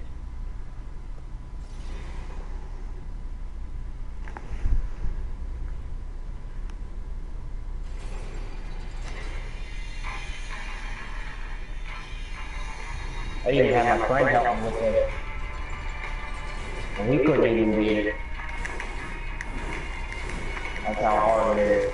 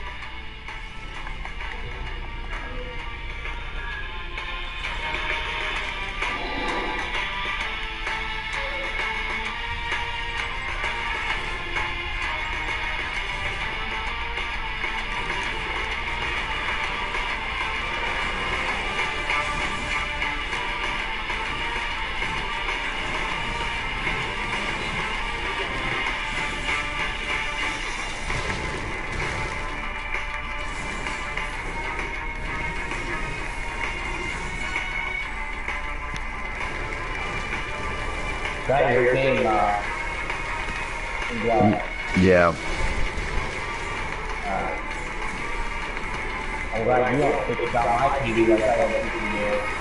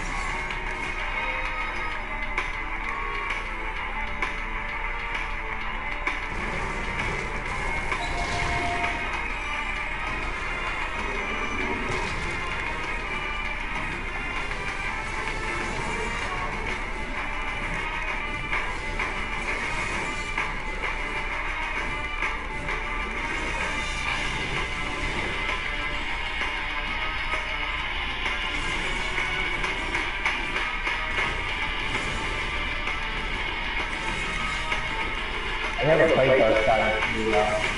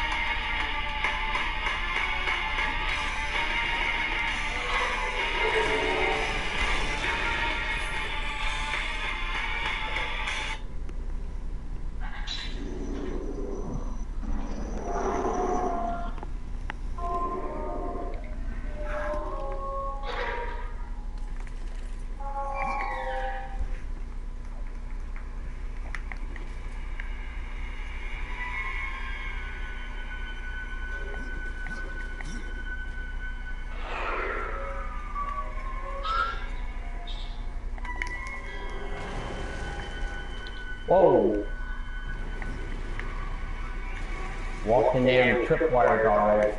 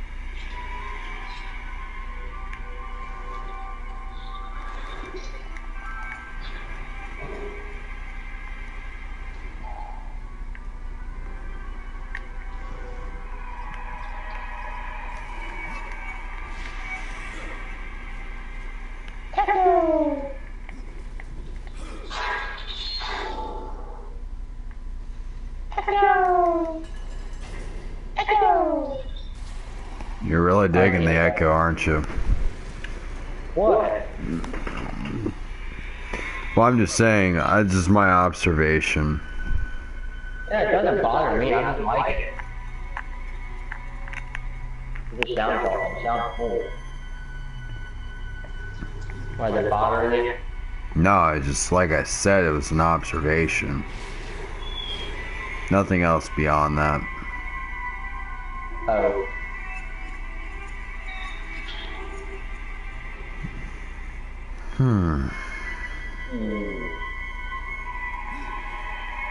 Looking blood. Red light. Green light. What's down here? Nothing. Alright, I got you.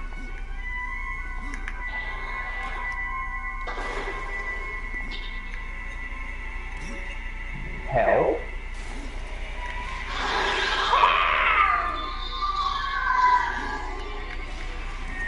One another stupid thing. Get away from me.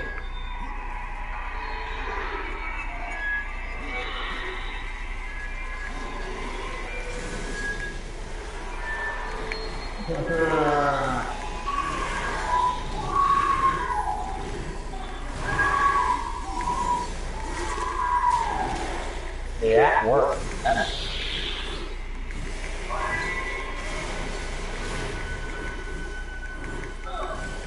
Fire.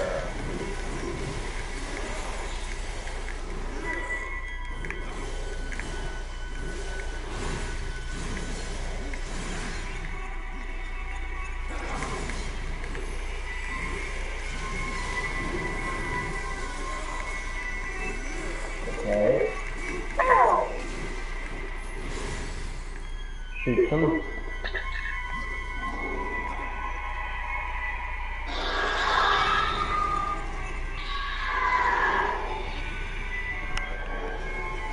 Come here. Here, little bitch. Here.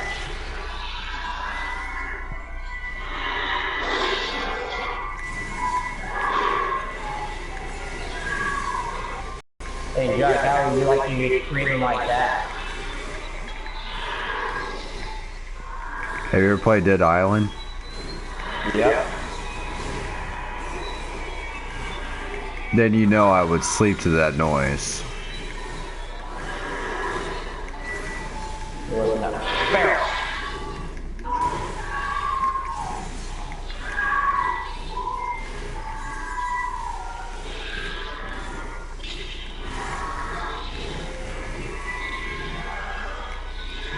Die! Scared the shit out of me. I turned around next to me, he was sitting right there.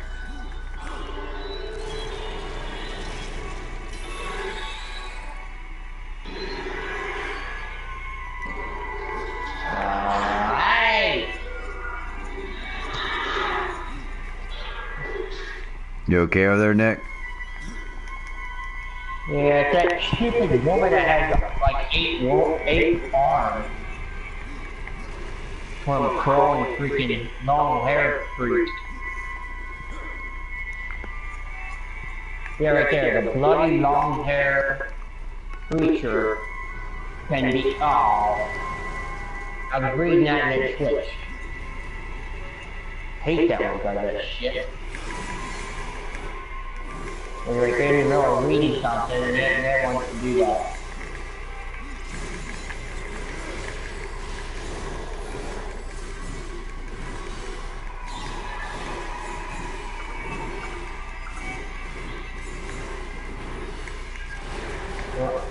Weird A E.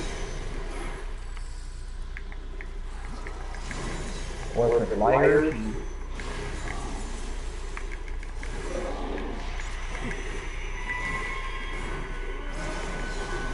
There, yeah, I'll use this torch. Finish.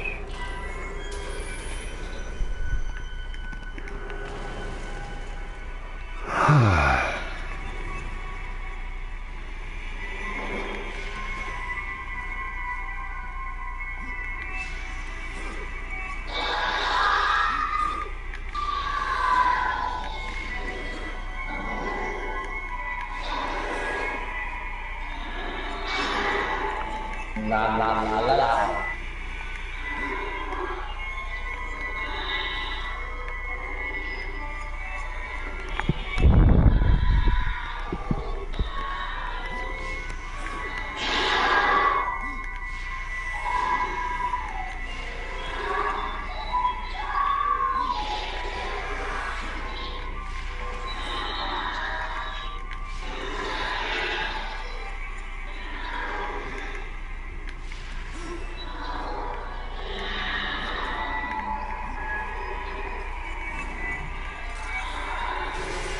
Tried to keep shooting barrels.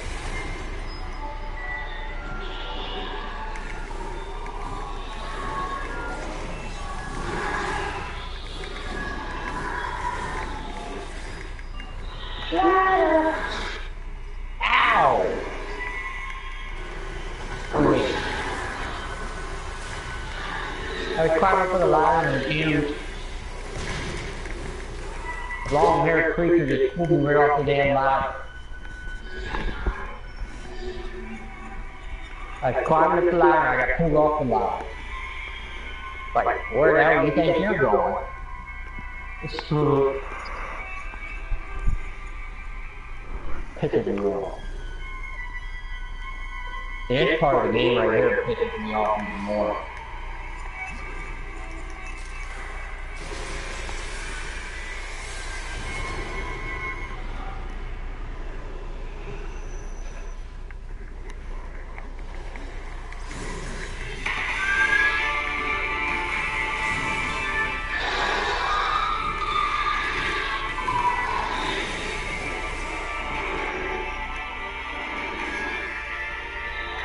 Okay, we're gonna go that way. Now we'll kick that barrel over.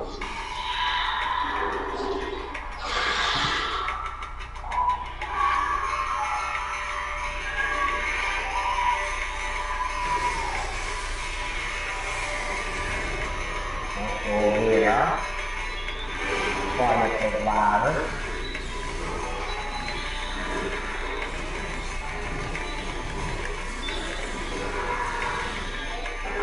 Where did you come from?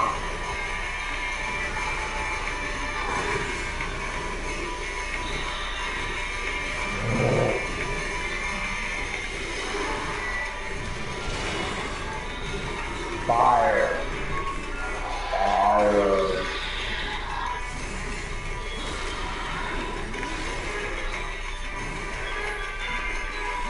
Fireworks.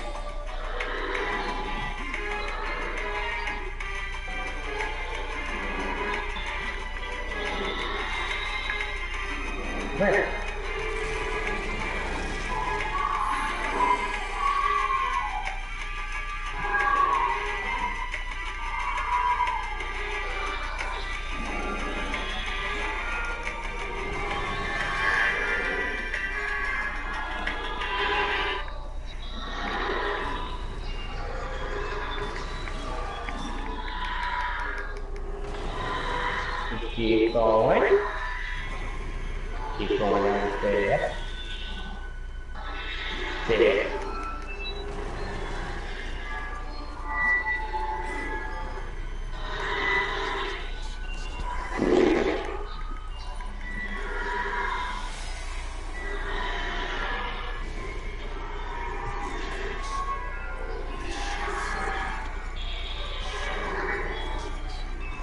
Get out there.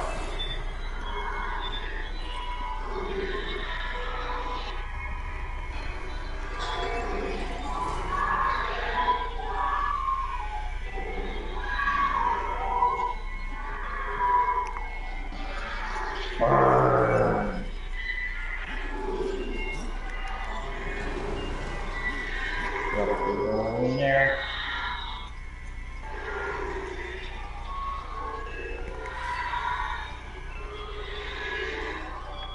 Nothing to do.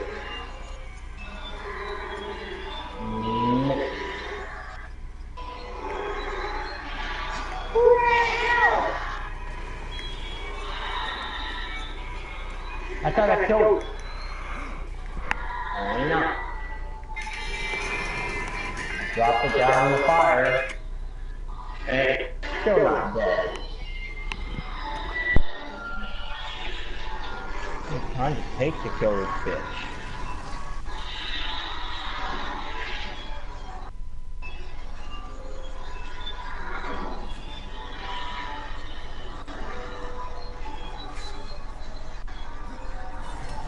From that way. Alright, and then it's gonna come that way. Here.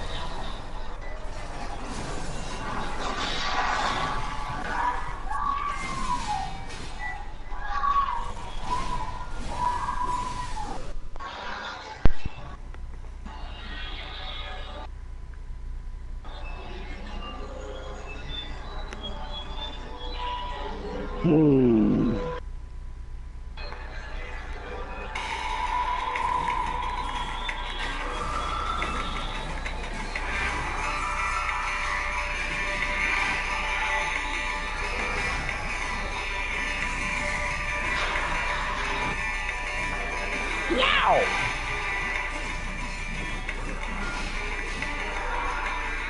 Give me this. Give me that.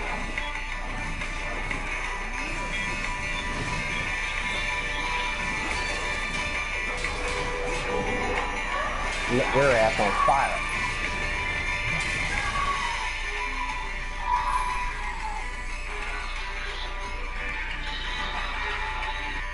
Get away from me! Go back upstairs.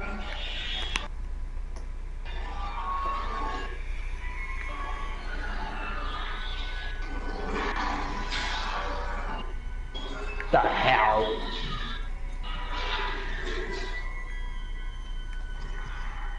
Chased the whole damn thing and then I burned it several times and it still didn't die. Look how many times I killed it?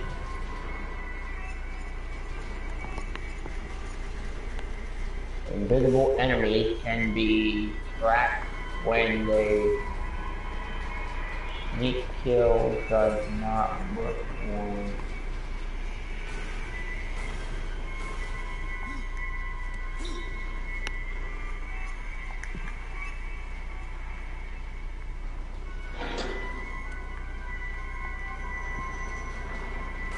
Enjoy. What's that? I don't know what takes so long to kill these things. It takes forever to kill them. It's like they never die. I trapped it in the fire, and it still came back.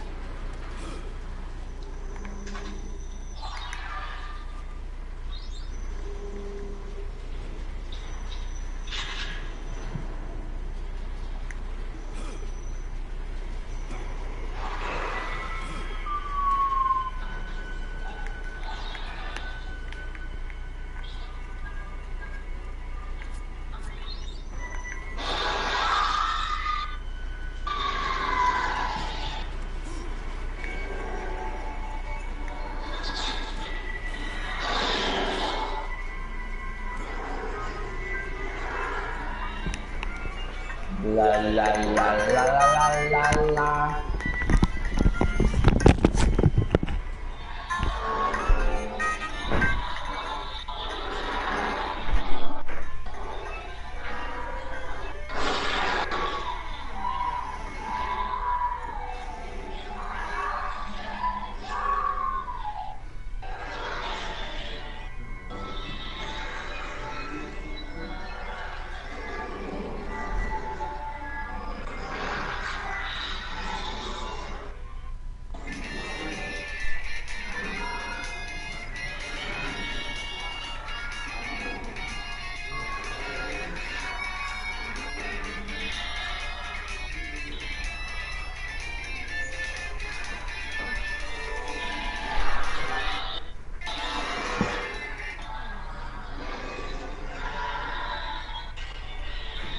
Well, green outside, bro.